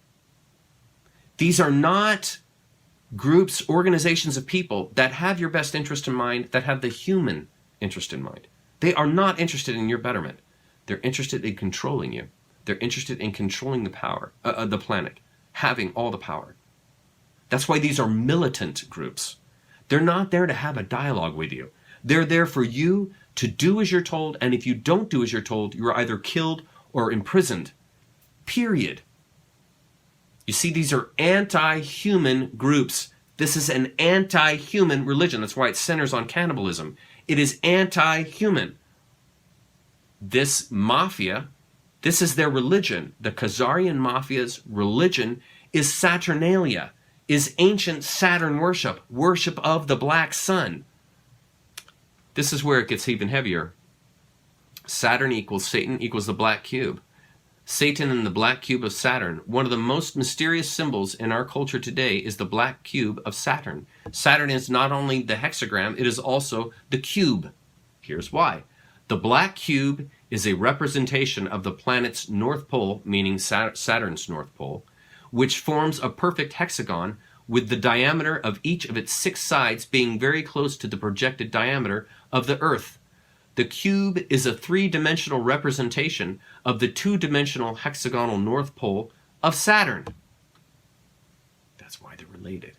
Look here, from Fritz Springmeier. This is the gentleman that wrote that book, The Illuminati, The Blood of the Illuminati, or that book that talked about the Illuminati. This is the same guy, former FBI, CIA. Saturn is an important key to understanding the long heritage this conspiracy has back to antiquity. The city of Rome was originally known as Saturnia, or City of Saturn. The Roman Catholic Church retains much of the Saturn worship in its ritual. Who gave us the Bible? The Roman Catholic Church. The Roman Catholic Church retains much of the Saturn worship in its ritual. Human sacrifice? Is there a human sacrifice at the center of Western religion? Saturn also relates to Lucifer. In various occult dictionaries, Saturn is associated with evil. Look where else there are black cubes. Australia, Denmark, Manhattan, Santa Ana. Oh, and look, guess what also is a black cube? The Kaaba, That's in Mecca. And look at the rings that form around the Kaaba. These folks don't even realize who they're worshiping. That cube literally represents Satan. The cube, when flattened out, becomes a Christian cross. In Judaism, the six-pointed Star of David represents Satan and originates from Saturn. Orthodox Jews wear the black cube of Saturn on their forehead, like the third eye, and call it tefillin. I don't know how to pronounce that. Look how the cube, when you unfold it, it forms a perfect cross. And then we see here, look what's on this dude's head. The black cube. And what does this tell you? Satan is Saturn, is represented in the hexagram, is in the black sun, is the black cube, is the cross. The black cube in Mecca in the occult is called the hypercube. It represents mind control. That's why the TV is black and cube-shaped. The graduation hat is a black cube, etc. It's all mind control. When Muslims walk around the Kaaba in rings, it is a representation of Saturn's rings. Saturn equals Satanism. That is what you're giving your energy to. Same with Christianity. The cross, when folded up, folds into a cube. More mind control. Same with all the other religions, all based in Satanism and created by the dark occult. I'll never forget when I heard, Mark Passio. When I heard Mark Passio claim, I'll never forget this, when he claimed that all of Western religion was invented by the Order of the Black Snake. And I remember hearing him say that and thinking, there's no way. There's no way that's true. And what you begin to find out when you begin to study this stuff and you begin to hear guys like, Jordan Maxwell, and you begin to hear the information they have to tell you. Speaking of which, I'll just go to the next slide. You begin to understand that you've been deceived. You've been deceived because this group claimed God, and they claimed they had exclusive access to God, and you had to follow their symbols and rituals to know this God. That's mind control. And it was one of the most difficult characteristics of my life I've ever had to accept, and that is that I have been captured. I've been captured with mind control. And I've been captured with these symbols. I've been captured with these meanings and these traditions and these edicts that, when you're born, you're this way, and you have to do these things to find resolution, and you're apart from God, and you're separated, and all this kind of stuff. Was coming to realize that all of these things were just simply means to control me and keep me from thinking for myself and keep me from being a free man. And that's exactly what the Khazarian Mafia wants. And it's the reason why I show you this stuff, is so that not only it conquers your fear, but it educates you, and it also tells you this is why it's the way that it is. This is why there's a six-pointed star. It has nothing to do with David. It has everything to do with Satanism. It's a sign of the 666. And people just don't know this. They've been brainwashed with other ideas to cover over what's actually happening. And again, this goes back to that same theme that I talked about at the beginning of the essay. This group hides in abject secrecy. They do not want to be known, and so they bury themselves in symbolism and then tell you false meanings of those symbols, give you false ideas about yourself in your head, so you'll not only never know anything about yourself or the world, but you'll never catch them. And when I come to you on a day like today and I show this kind of stuff to you, it's so outlandish to many of you that you're like, there's no way. There's no way. This guy's nuts. And that is black magic defined. Continuing on, from the cult of Saturn, notice on our little handy-dandy map here from our friend Dylan Monroe, look how we have the Knights Templar there, right below Rome, and Baphomet. Did you know that the Knights Templar secretly worshipped Baphomet? Who's Baphomet, Chuck? This is Baphomet. There is all kinds of symbolism in this figure. First of all, it's a goat. That's an ancient, the goat is an ancient Egyptian god, Mendes, who actually is a representation of what? A black snake. And speaking of snakes, look at the snakes on its belly, the Baphomet's belly. Look at the scales on the belly and around the snakes. Look at the scales below the wings, or along the wing edges. Okay, this is signifying the black snake. And then we notice that the snakes are crossing 3 times, once at their tail, once in the middle, and then once at the head. And the heads are what? They're looking at that circle at the top, which is the earth. Interestingly, look at this here. Here you see the Pope. Isn't it interesting? He has those same snakes. And they cross 3 times, and the snakes represent, obviously, Leviathan. And they are watching over that circle, which is the earth. And then look what's at the top of the scepter of the Pope, which is a cross. What does that say? The church rules the world. The church sits over the world as Lucifer watches it. That's what that scepter is saying to you. This represents the crossing of the 3 snakes, represents the lower 3 chakra. These are lower 3 chakra people. In other words, they have no heart. They have no compassion. They have no empathy. They are not concerned with the upper levels of the chakra, the spiritual experience. They are concerned with the mortal experience. That's why blood, the carrier of life, the giver of life, is their obsession. They are obsessed with the earth. They are obsessed with earth calendars, earth characteristics, the cosmos. This is why all of Christianity comes out of astrotheology, a cosmic idea of the universe. And these people see themselves as the ruler of the cosmos. That's because Satan is the ruler of the earth, the ruler of the material world, the ruler of the bottom 3 chakra. The bottom 3 chakra is, the first chakra is just the gripping to life. It's a grim avidity, which is the holding to life for the sake of life itself, for no other reason but to be alive. That's the bottom chakra. And then the next one up is the sexual chakra. This is the projection of, this is the procreation. This is continuing your life and bloodline through the blood, through the exchange of the fluids of the body. This is all material. This is all matter.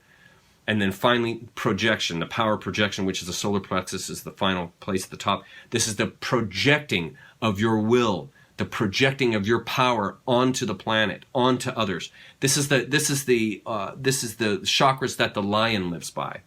The gripping to life, the spreading of his genetic, and then the killing and taking of life, power projection.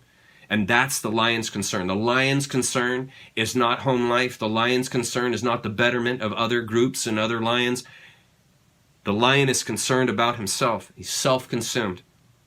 And so there's no empathy that's going to come out of that lion. There's not going to be any compassion that comes out of that lion. That lion is a predator. That is why these people use that symbology, is they see themselves as predator. They see Satan as a predator, a roaring lion that's devouring. This is what that represents. And of course, it's sitting on the earth. That's a globe that it's sitting upon. And then notice that it's androgyne. It's both male and female, and it is a beast. It is both hooves as well as a human torso. So this idea of androgyne, this idea of smearing the sexes and smearing the gender, these people love that idea.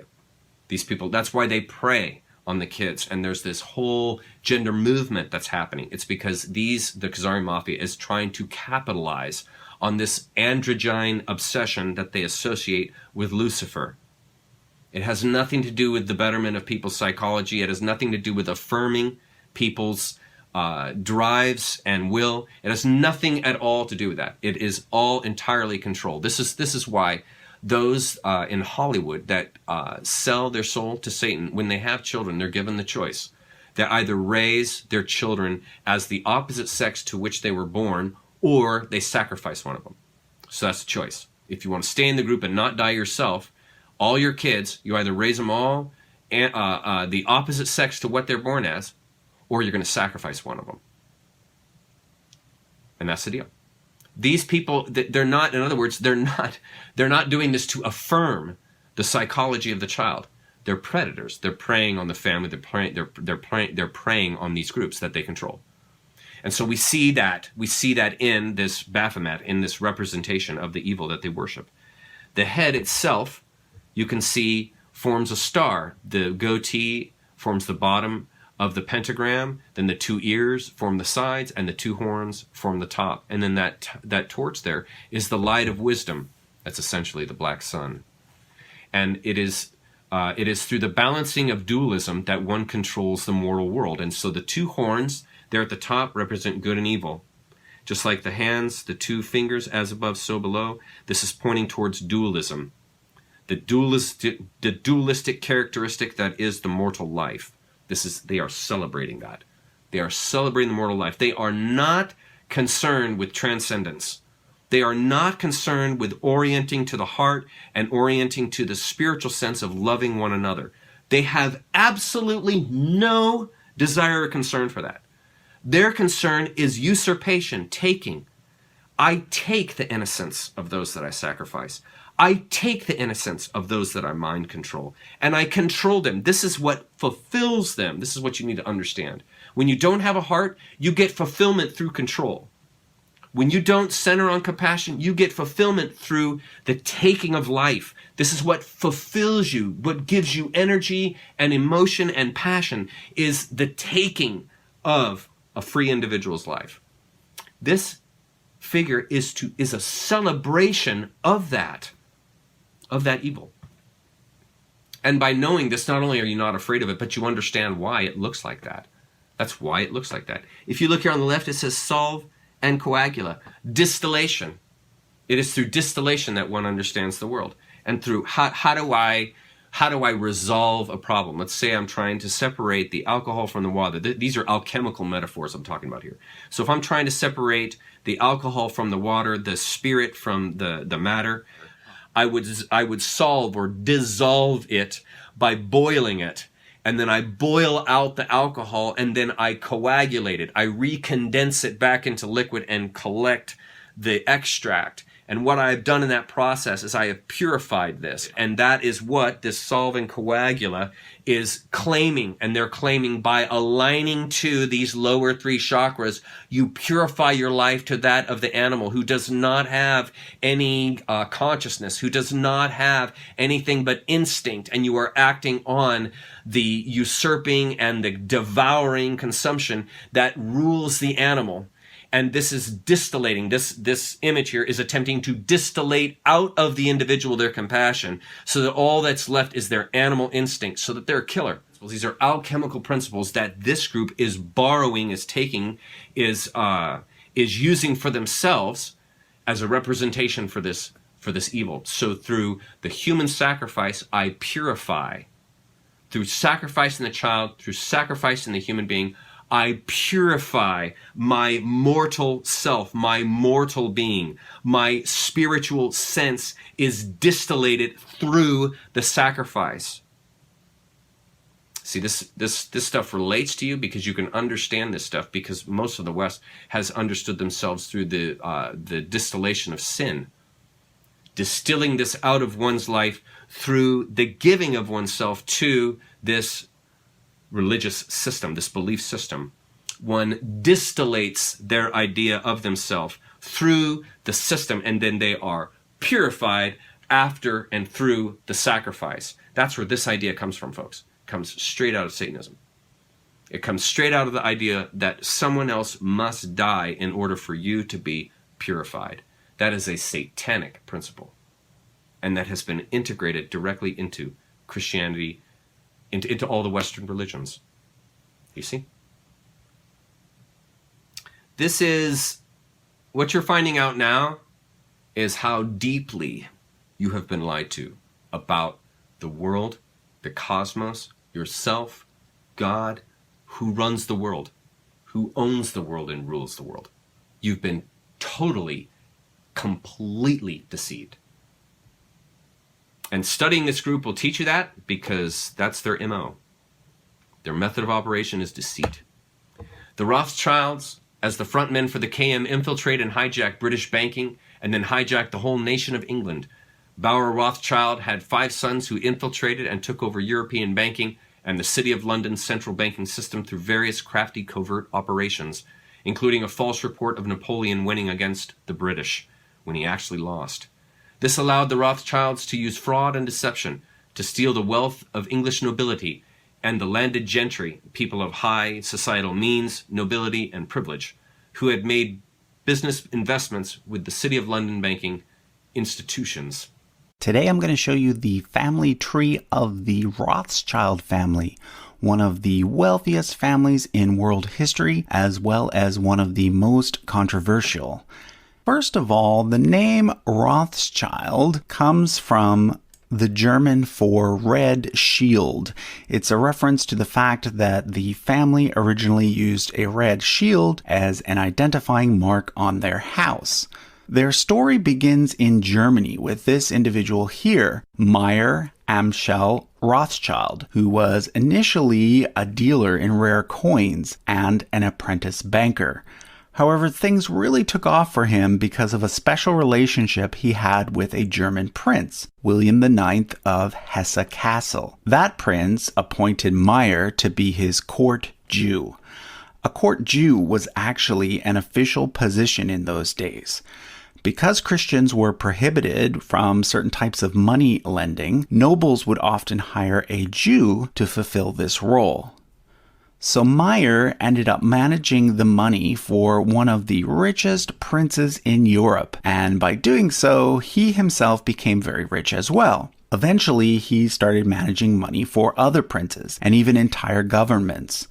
By this point, he had several adult sons. So what he did was he created a Rothschild bank, and he sent each of his 5 sons to a different capital in Europe to run a branch there. His eldest son, Amschel, ran the original branch in Frankfurt, and then his son Solomon was sent to Vienna, Nathan to London, Karl to Naples, and James to Paris. The family then developed a network of agents that allowed for safe and speedy transfer of gold across the continent, as well as for ease of communication between the various branches.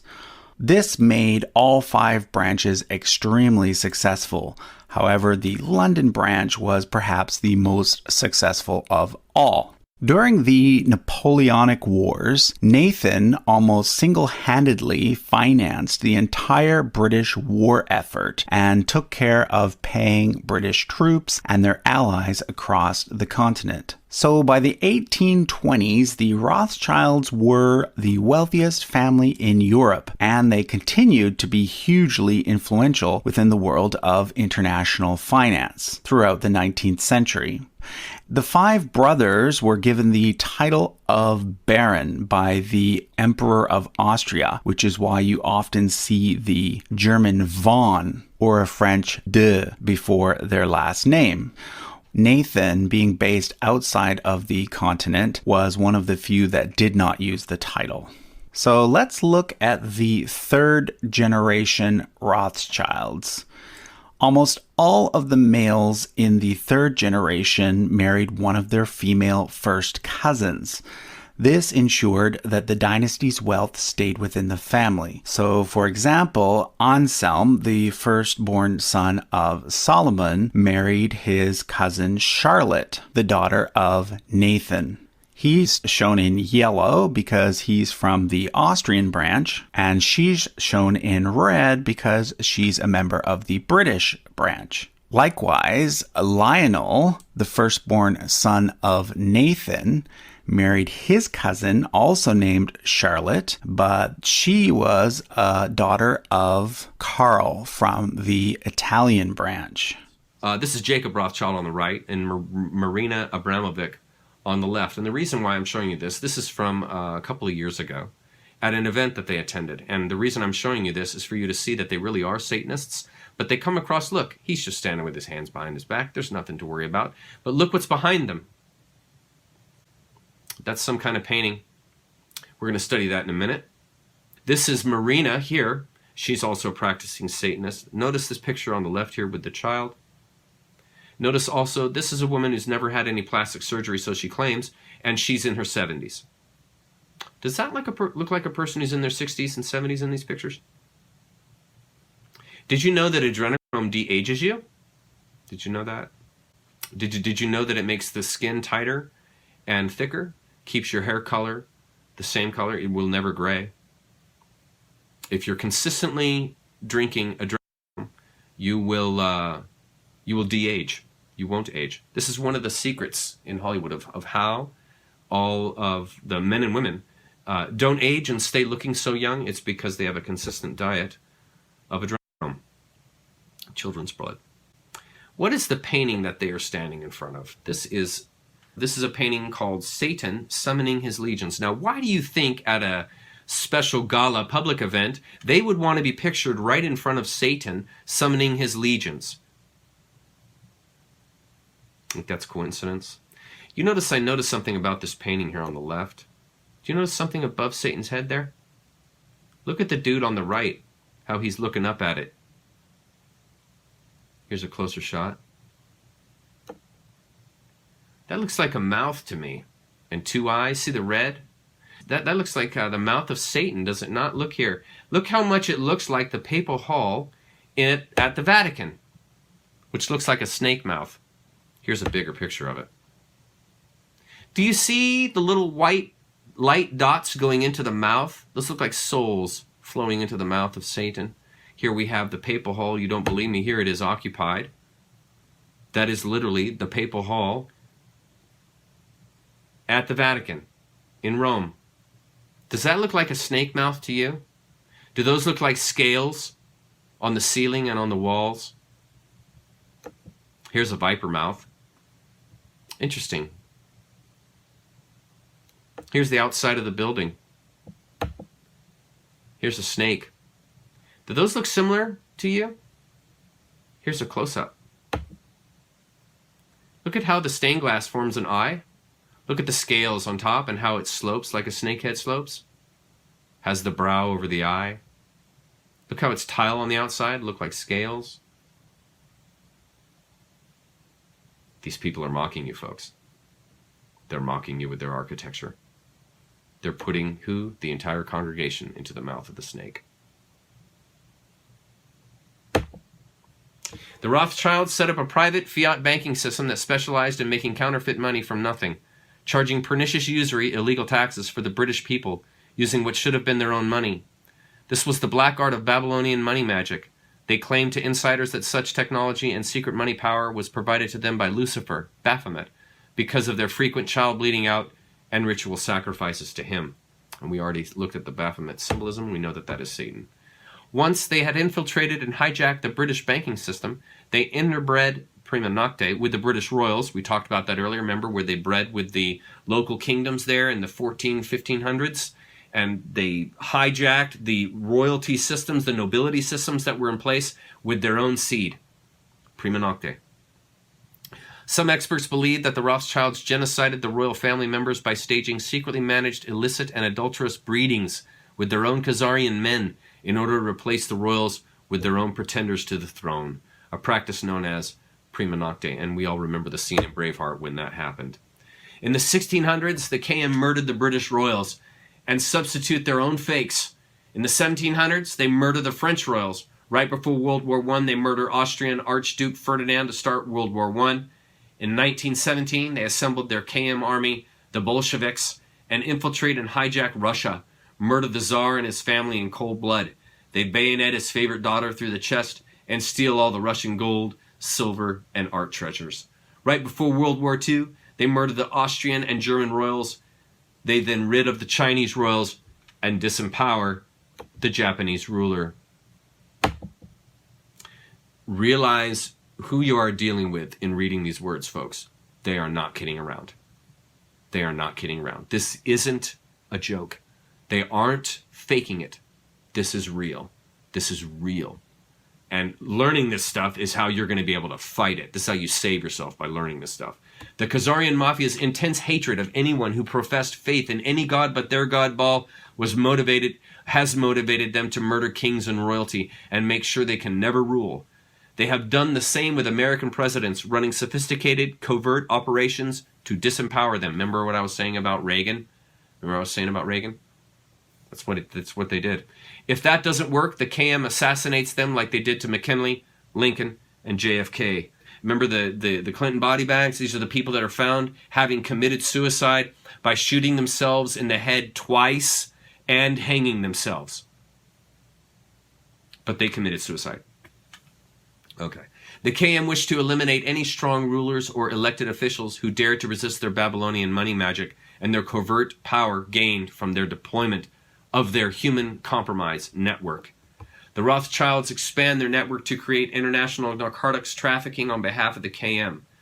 This is now where we're going to get into the Opium Wars. The Rothschilds covertly ran the British Empire. Read that? They covertly ran the British Empire. In other words, they are running the empire. Just past, look at our map here. Look at the map. There. Just past the Reformed age, right there, 1760. Bank of England, remember we read about that? They're running the show. They are entirely running the show by about 1750. They're running the whole thing. They own all the money, and they have regicided all of English nobility. They are running the show. Period. The Rothschilds covertly ran the British Empire and crafted an evil plan to recover the vast amounts of gold and silver the British had been paying to China for its high-quality silk and spices that were unavailable anywhere else. You see, they're still hustling in the silk and spice stuff. The East India Company was their cover for the beginning of the Opium War. The Rothschilds, through their international spy network, had heard of Turkish opium. There's the spy network again. Remember how I said that they had spy networks and that's what saved them from being destroyed by Russia? Here they've got spy networks all over the place, and they have figured out that Turkish opium had habit-forming characteristics. It's opium. Highly addictive pleasure drug. They deployed a covert operation to buy Turkish opium and sell it in China. This was all done through the East India Trade Company, infecting millions with a bad opium habit that brought back gold and silver into the Rothschild coffers, but not to the British people. And this is the beginning of the drug wars. What they were doing, they were harvesting, generating, sourcing opium. They were then using the East India Company to haul that stuff over to China illegally, and then they sold it for gold and silver in China. And they were bankrupting China, so China went to war with them. To give you an idea how easy opium is to manufacture, I did a little chart here. I'll read this first. The opium addictions created by Rothschild opium sales to China harmed China so badly that China went to war on 2 occasions to stop it. These wars were known as the Boxer Rebellions or the Opium Wars. The money the Rothschilds gained from the sale of opium was so vast that they became even more addicted to the easy money than the opiate addicts were to the opium. Opium is made from poppy seeds, the poppy plant. California's national flower, or state flower, is the poppy. What happens is, in the fall, or late summer, the poppy forms a pod of seeds. Those are on the bottom left. And then you scrape the pod, which causes a latex-like goo to ooze out of the pod, and it dries overnight and oxidizes. That's why it turns brown. It goes from white to brown. That's oxidation. And then here you see the knife they use to scrape off that opium. That's it. That's it. You simply take the scrapings, you dry them, grind them into powder. That's opium. Think of how easy and cheap it would be to grow this. I mean, poppy's an annual. You can grow poppy. It's so easy to grow poppy. And so this was an easy way. My point here is an easy way to make gobs of money. Gobs of money. Because you can sell that opium for enormous sums, and you're making it from growing basically annual weeds. So they built an empire on this. The Rothschilds did, and it was so powerful that they eventually went to war. If we look at the map here, I've got the Opium Wars listed out. Right there in AD 1830, addict China with Turkish opium via the East India Company, and they drained China of precious metals. Shortly thereafter, 1839, so it's 10 years later, all the way up until 1860, 2 opium wars, and China loses both to Europe and France. They lost them both. They used that money to then begin the Civil War and to take over America. And that is the Civil War was funded from opium sales coming out of the Queen in England. And this here I have in red here, I've got it noted. In Russia intervened And I actually have the evidence. I found it for you guys. I found the evidence of Russia intervening. It's a bit ahead of the lecture, but here's the slide. This is how they intervened in the American Revolutionary War on the left from 1775 to 1783, and then the American Civil War in 1861 and 1865, how Russia intervened, saved our Bohainis, and at the same time even created even more hatred with the Khazarian Mafia. This is why you have heard the narrative from Hillary from the very beginning. Russia, Russia, Russia. Russia is bad. Hate Russia. Destroy Russia. Russia is evil. That's why you're hearing that. That's why you're hearing that. Straight out of the Khazarian Mafia.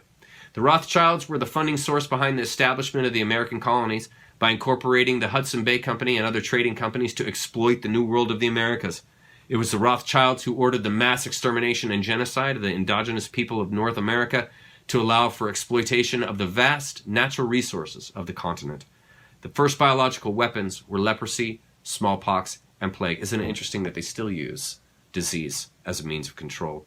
I've shown some pictures here of the diseases that they spread intentionally to kill off the Native Americans. There was something like, in the span of about 10 years, at the end of the 1800s, 19th century, over 30 million Native Americans were killed, mostly through smallpox, leprosy, and plague spread by the KM. The Rothschilds start the international slave trade, an enterprise that viewed these kidnapped humans as mere animals, a view that the Khazarians would impose on all the people of the world who were not part of their evil circle, which some called the old black nobility, the old religion. What brought back slavery? Sugar. Sugar, the demand for sugar. Sugar's a drug. The same thing that caused the opium wars is the same thing that brought back slavery. Drugs. Drugs. Sugar is a highly addictive drug. And it was the craving and demand of all the Western, all of Europe, all the West. It was their demand for sugar that brought back slavery. Terence McKenna did a great lecture on it. The Rothschilds' next big project was to start the worldwide slave trade, buying slaves from crooked tribal chiefs in Africa who worked with them to kidnap members of competing tribes for sale as slaves. The Rothschild slave traders then took these kidnapped slaves on their ships in cramped cells to America and the Caribbean, where they were sold. Many died at sea due to bad conditions. The Rothschild bankers learned early on that war was a great way to double their money in a short time by lending money to both warring sides. You see how it works? But in order to be guaranteed collections, they had to get taxation laws passed, which could be used to force payment. So you've got to corrupt the people in charge, the politicians and the generals, and that's who you see, the Hidden Hand Club. These groups work in clubs, and one of the clubs that we are familiar with is the Hidden Hand Club. And I found a whole bunch of pictures of people that were in the Civil War and people that had huge influence on society, and look how many, look, all of them are a part of the Hidden Hand. The Hidden Hand means you're a part of the Mafia. There's also other clubs. The Black Eye Club, you've seen that before. There's argument as to what causes that, and I'm not going to dive into that. I'm just going to show you that they're all a part of the Black Eye Club. There's the Red Shoe Club. The Red Shoe, what this is, and most people don't know this, or a lot of people don't know, when these gentlemen here that you see in the picture performed the sacrifice that was necessary for them to be a part of the group, you must sacrifice a child to be in these clubs. That child's skin is then made into leather, and then that is made into the shoes that they wear. So they wear the skin of the child that they raped, tortured, and murdered to become a part of the club. And that is what you see in this picture. These gentlemen are mocking you. They're mocking us, and they're laughing at us. Look, it's right in front of you. Look here, the Pope. The Pope also is in the Red Shoe Club. He wears red shoes. They also are made from children's skin. You don't have to believe it, that's fine. But that's what the tradition is. That's what the red shoe tradition is. And it's to show that we walk on you. That's what they're saying. We walk on you. We control you. They love to put it right in your face. Just like the papal hall and it's a snake mouth. They love to put it right in your face. Put you in the symbol. They are eating you and you are in the symbol, and they stand there and laugh at you because you don't know that you're participating in their con by being complicit with them. The Rothschild private fiat counterfeit banksters plot eternal revenge against the American colonists in Russia who assisted them for losing the Revolutionary War. When the Rothschilds lost the American Revolution, they blamed the Russian Tsar and the Russians for assisting the colonists by blockading British ships. They swore eternal revenge on the American colonists, just as they had when the Russians and their allies crushed Khazaria in AD 1000. The Rothschild KM attempts to retake America in 1812 on behalf of the Khazarian Mafia, but fails, once again because of Russian interference. This failure enraged the Rothschild KM, and they once again plot eternal revenge against both the Russians and the American colonists, and plan to infiltrate and hijack both nations, and asset strip, tyrannize, and then mass murder both nations and their populace. Continuing on, we've been at this for a while. The Rothschilds and their English oligarchy that surrounded them plot ways to retake America, and this became their main obsession. Their favorite plan is to set up an American central bank featuring Babylonian money magic, usury, illegal taxation, aka theft, and secret counterfeiting. Although geographically separate, the city-states of London, the Vatican, and the District of Columbia are one interlocking empire called Empire of the City. The flag of Washington's District of Columbia has 3 red stars, one for each city-state in the 3-city empire. This corporate empire of 3 city-states controls the world economically through London's inner city, militarily through the District of Columbia, and spiritually through the Vatican. The Constitution for the District of Columbia operates under a tyrannical Roman law known as Lex Fori, which bears no resemblance to the U.S. Constitution. When Congress passed the Act of 1871, it created a separate corporate government for the District of Columbia. This treasonous act allowed the District of Columbia to operate as a corporation outside the original Constitution of the United States and outside of the best interests of American citizens. Sobering study of the signed treaties and charters between Britain and the United States exposes a shocking truth. The United States has always been, and still is, a British Crown colony. King James I was famous not for just changing the Bible into the King James Version, but for signing the First Charter of Virginia in 1606. That charter granted America's British forefathers a license to settle and colonize America. The charter also guaranteed that future kings and queens of England would have sovereign authority over all the citizens and colonized land in America stolen from the Indians. After America declared its independence from Great Britain, the Treaty of 1783 was signed. That treaty specifically identifies the King of England as the Prince of the United States and contradicts the belief that America won the War of Independence. Although King George III of England gave up most of his claims over his American colonies, he kept his right to continue receiving payment for his business venture of colonizing America. If America had really won the War of Independence, they would never have agreed to pay debts and reparations to the King of England. When Congress passed the 13th Amendment to the Constitution, the U.S. President was made subservient to the King of England. The 13th Amendment is called the Title of Nobility Amendment and forbids U.S. presidents and their officials from using royal titles like king or prince or baron.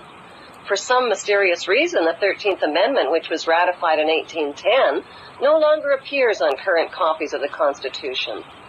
America's blood-soaked War of Independence against the British bankrupted America and turned its citizens into permanent debt slaves of the king. In the War of 1812, the British torched and burned to the ground the White House and all U.S. government buildings and destroyed ratification records of the U.S. Constitution. 1 century later, a corrupt U.S. Congress committed the biggest theft in world history. They passed Paul Warburg's Federal Reserve Act in 1913, handing over America's gold and silver reserves and total control of America's economy to the Rothschild banksters. In 1913, the Rothschild KM was able to establish a beachhead by bribing crooked, treasonous members of Congress to pass the illegal, unconstitutional Federal Reserve Act on Christmas Eve without a required quorum. The act was then signed by crooked, bought-off President Woodrow Wilson, number 28, who was a traitor to America, like the members of Congress who voted for it. And look, I found pictures of Woodrow Wilson. Look at the handshake. Look at the handshake. That's a Masonic handshake. That's not a normal handshake. Look, he's giving the guy practically his wrist. These are Masonic handshakes. He's a bought man. Wilson was a bought man. The KM put an illegal, unconstitutional tax system in place in order to make sure that Americans would have to pay for their high-level USG spending, approved by a bought-off, crooked Congress and presidential puppets put into place by corrupt KM campaign finance. It's easy for the KM to garner enough money to elect anyone they want, because when you control a bank that is a secret major counterfeiter, you have all the money made for you that you desire. Absolute corruption corrupts. Absolutely. Doesn't it, though? Just look at Rome. Most Americans still believe that the Fed, or Federal Reserve, is the government. It is not. The Fed is a privately owned banking system whose majority Class A shareholders are the Rothschilds, Warburgs, Kuhn and Loeb, J.P. Morgan, Rockefeller, Israel Seif, and the Lehman Brothers. This private banking cartel is the Fed and is never audited and never pays taxes. They print and design America's money, which displays their symbols of an Egyptian pyramid, a Masonic all-seeing eye, and the words, "In God we trust." At about the same time that they created their illegal usury tax system in America, they also bribed members of Congress to approve the Internal Revenue Service, 1862, which is their private collection agency incorporated in Puerto Rico. And I'm going to show you something here with this little chart. Soon afterwards, they set up the Federal Bureau investigation to protect their banksters, to serve their cover-up needs and prevent them from ever being prosecuted for their child sacrifice rituals or pedophile networks, and to also serve as a covert intelligence operation on their behalf. So what we have Babylonian money magic. Here we have the collection agency is established, 1862. Got to pay for the war. Got to pay for the war, folks. Got to pay for the war. And if we don't pay for the war, those Brits, they're going to come and get you. They're going to come and get you. Right? Do you see a theme happening? Then they established the Department of Justice. Yes, in 1908, Bonaparte establishes the FBI. Bonaparte was bought off, just like Napoleon was bought off. And this is going to be the enforcement agency that will guard their crimes that they make with the United States Federal Reserve System. So the FBI was not set up to protect you and to bring about justice. It's a criminal justice system. It is justice for the criminals. So the Department of Justice was established to guard the crimes of the KM within the system, within the government. It had nothing to do with guarding you and helping you and protecting you. Nothing. Nothing. In fact, these agencies, note that the FBI, BATF, that's Tobacco and Firearms, IRS, and others have no official charter according to the Library of Congress, and so have no right to exist or issue paychecks. You're under control. You're being used and pushed around. It is not about your betterment. It is not about your having a nicer, more protected, better life. It is about covering over their crimes and continuing with their crimes to hunt you. That's what it's about. Most U.S. citizens believe that the United States is a country and that the president is the most powerful man on earth. The United States is not a country. It is a corporation, and the president is president of the corporation of the United States. He and his elected officials work for the corporation, not for the American people. Since the United States is a corporation, who owns the corporation of the United States? Like Canada and Australia, whose leaders are prime ministers of the Queen, and whose land is called Crown Land, the United States is just another crown colony. Crown colonies are controlled by the empire of 3 city-states. At the center of each city-state is a towering, phallic-shaped stone monument called an obelisk that points skyward. In D.C. city-state, the obelisk, known as the Washington Monument, was dedicated to Freemason George Washington by the Freemason Grand Lodge of the District of Columbia.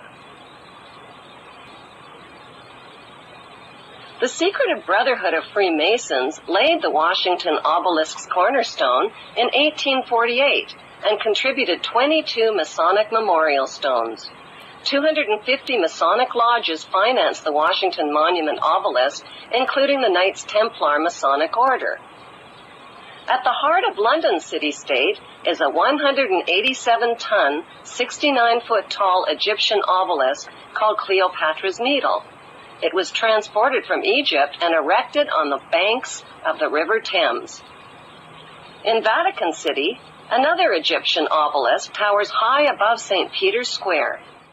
The Rothschild KM deployed the Bolshevik Revolution in Russia to extract incredibly savage, bloody revenge on innocent Russians, which they had plotted for many years. Ever since Khazarska was destroyed, they pre-staged and engineered the Russian Revolution by using its central banks to pay for the Bolshevik infiltration of Russia and the revolution on behalf of the KM. The Bolsheviks were actually created and deployed by the KM as the essential part of their long-planned revenge on the Russian Tsar and the innocent Russian people for breaking up Khazarska in about AD 1000 for its repeated robbery, murder, and identity theft of travelers from countries surrounding Khazarska. The Bolsheviks are what were used to move in and terrorize the Russians, and the Bolsheviks eventually became the Nazis. This is all the work of the KM. This little-known fact explains the extreme violence taken out on Russia as long-standing revenge by the Rothschild-controlled KM. Remember, they hated Russia for invading their country, and they took out revenge during this, and I've got a little info on that. In a well-planned, savage, and inhumane bloodletting that stunned the world, the Bolsheviks were unleashed in full fury on behalf of the KM to gain revenge on the Russians. This had been planned since the destruction of Khazarska 1,000 years before. The Bolsheviks, at the direction of the Rothschild KM, raped, tortured, and mass murdered approximately 100 million Russians, including women, children, and infants. Some of the torture and bloodletting was so extreme, we are not going to mention it here in this article, but readers who want to know can do some in-depth internet research on the Red Terror or the Bolshevik Cheka, or watch the classic movie, The Chekist, which is available on YouTube. I watched it as well as I gathered information, and this is what I found out. This is bad. Get your kids out of the room and get your kids out of the earshot. The Red Terror took place during Russian Revolution in 1917 and to 1923. Felix Dzerzhinsky, I think, of the secret police enforced it. Oddly, check this out.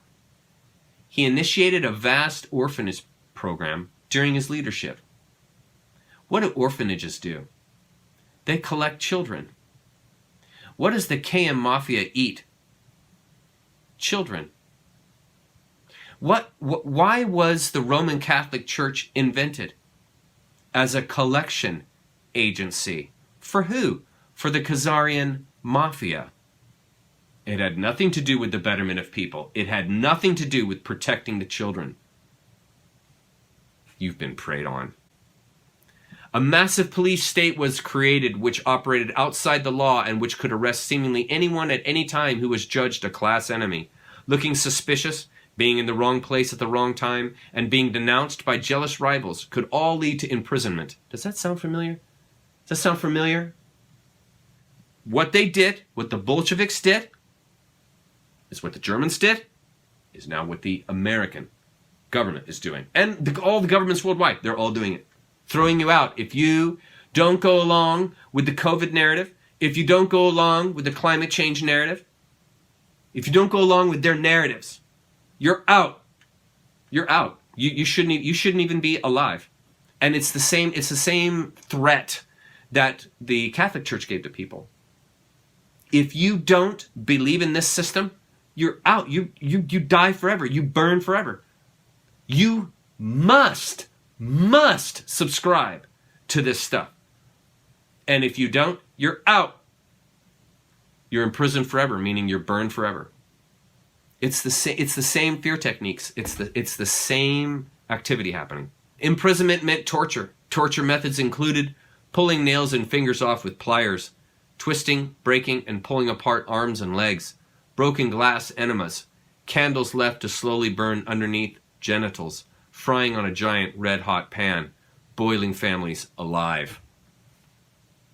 That happened. That's real.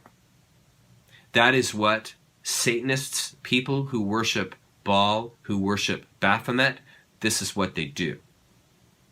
They have no empathy. They have no heart chakra. They are working with the animal chakras, which are the bottom three. They are concerned with their own power and projection, their own genetic, their own life.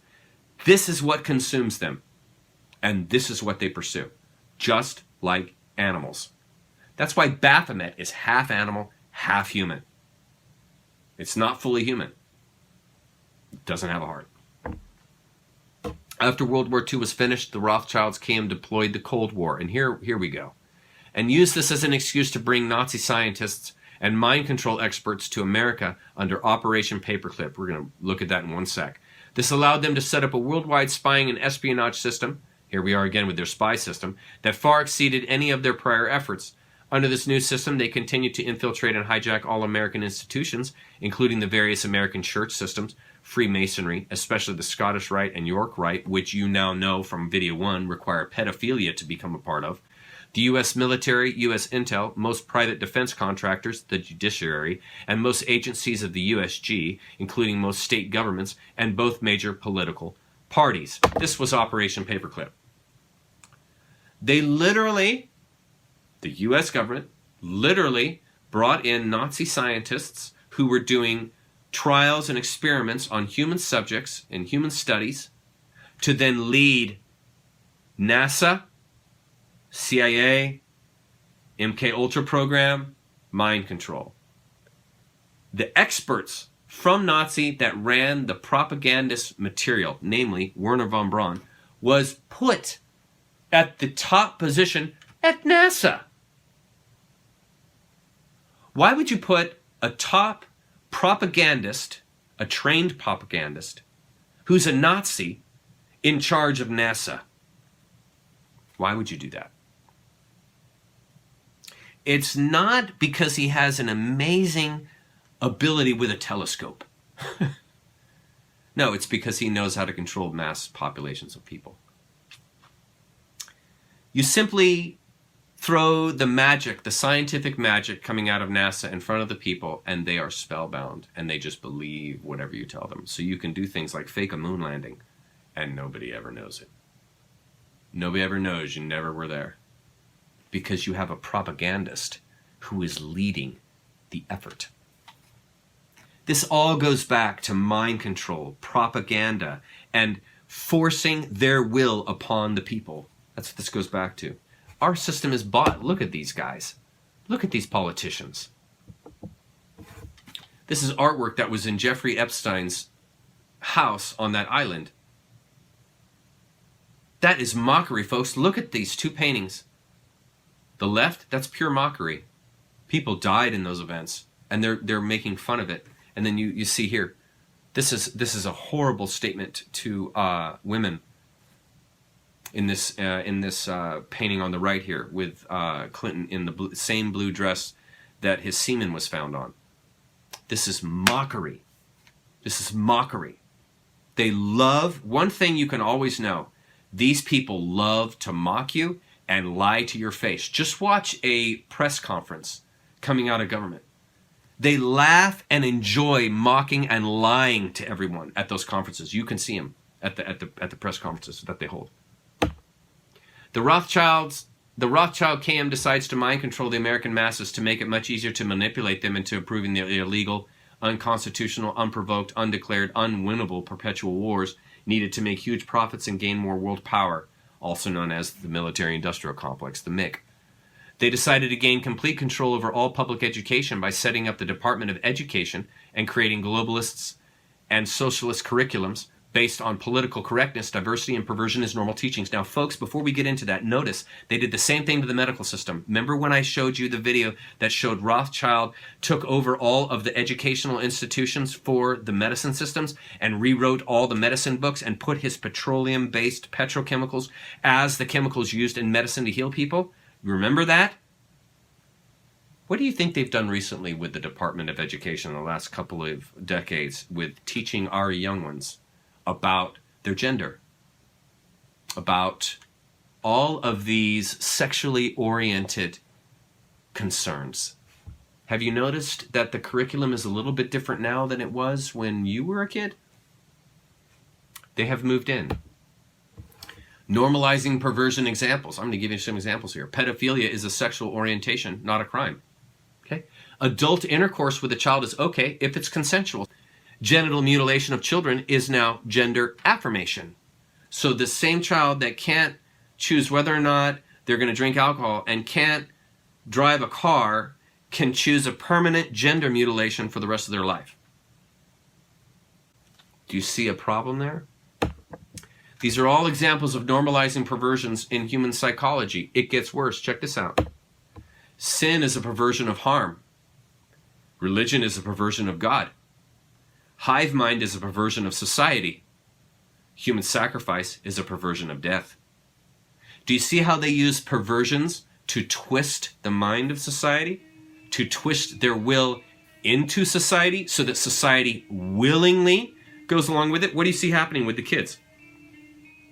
Those at the top are the KM, and they control all the books, all the media, all the education that goes into the society.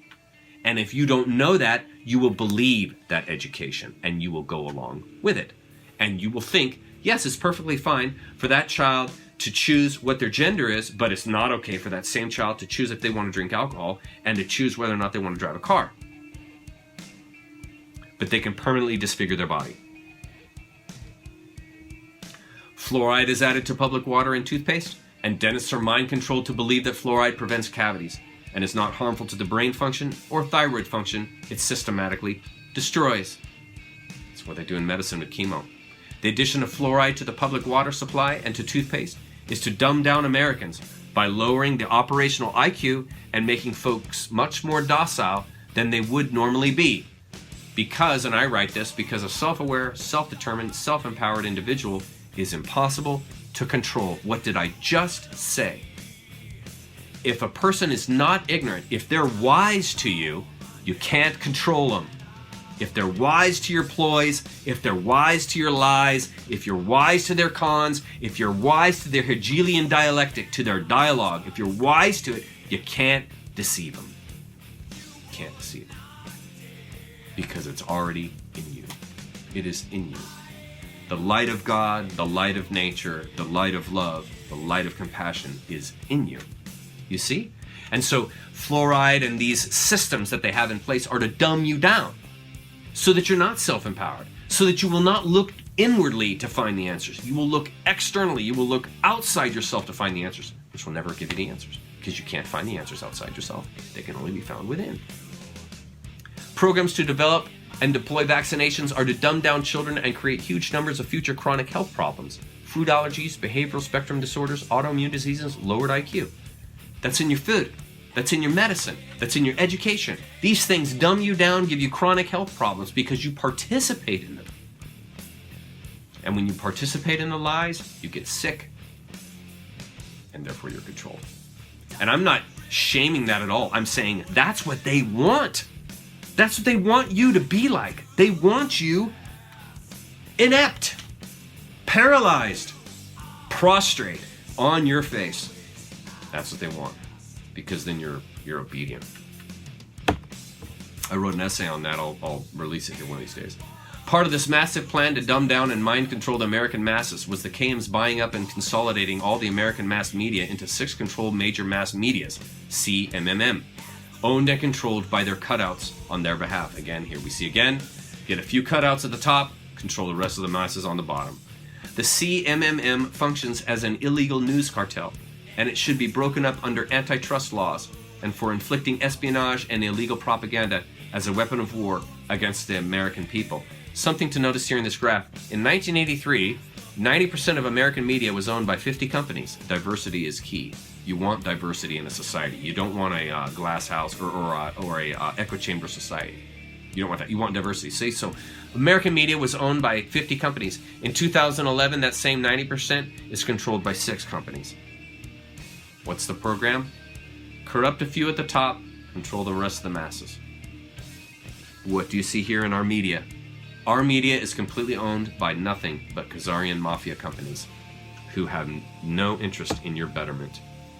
Finishing up now, in an interview, The Short End of the Stick, March 10, 2015, on YouTube, between Mike Harris and Gordon Duff. Here's the address if you want to go to it and see it. It was disclosed from a written transcript of a meeting with Bibi Netanyahu in 1990 that Netanyahu was a KGB spy like Jonathan Pollard. Benjamin Netanyahu, Khazarian Mafia head of state, said, and I quote, "If we get caught, they will just replace us with persons of the same cloth. So it doesn't matter what you do. America is a golden calf, and we will suck it dry, chop it up, and sell it off piece by piece until there's nothing left but the world's biggest welfare state that we will create and control. Notice the hexagrams behind Netanyahu. Remember what we know now about the six-pointed star? It represents 666. It represents Satan. That's who this guy is the face of. He's in the club. Look what he said. Why? Because it's God's balls will, and America is big enough to take the hit so we can do it again and again and again. This is what we do to countries that we hate. We destroy them very slowly and make them suffer for refusing to be our slaves. What do you see happening right now in the world? Suffering very slowly. They're slowly destroying the world. Do you see it happening? Do you see it happening? And look at the words. This is what we do to countries that we hate. We are the goy to them. To the Khazarian Mafia, we are the goyim, the meat animals that are to be controlled, manipulated, and used as slaves. They're their slaves. That's what they believe. And so the point, and we'll finish out here, and so the point of all this is so that you know who the enemy is. Because finding that is going to do wonders for your understanding the world that you're living in. And with lectures like this, you will better understand not only who is running the world, but how you're controlled. And by knowing how you're controlled, you can cut off that control. You can defeat that control. Self-empower yourself to be free. Love you guys. See you later. See you next time. Bye-bye.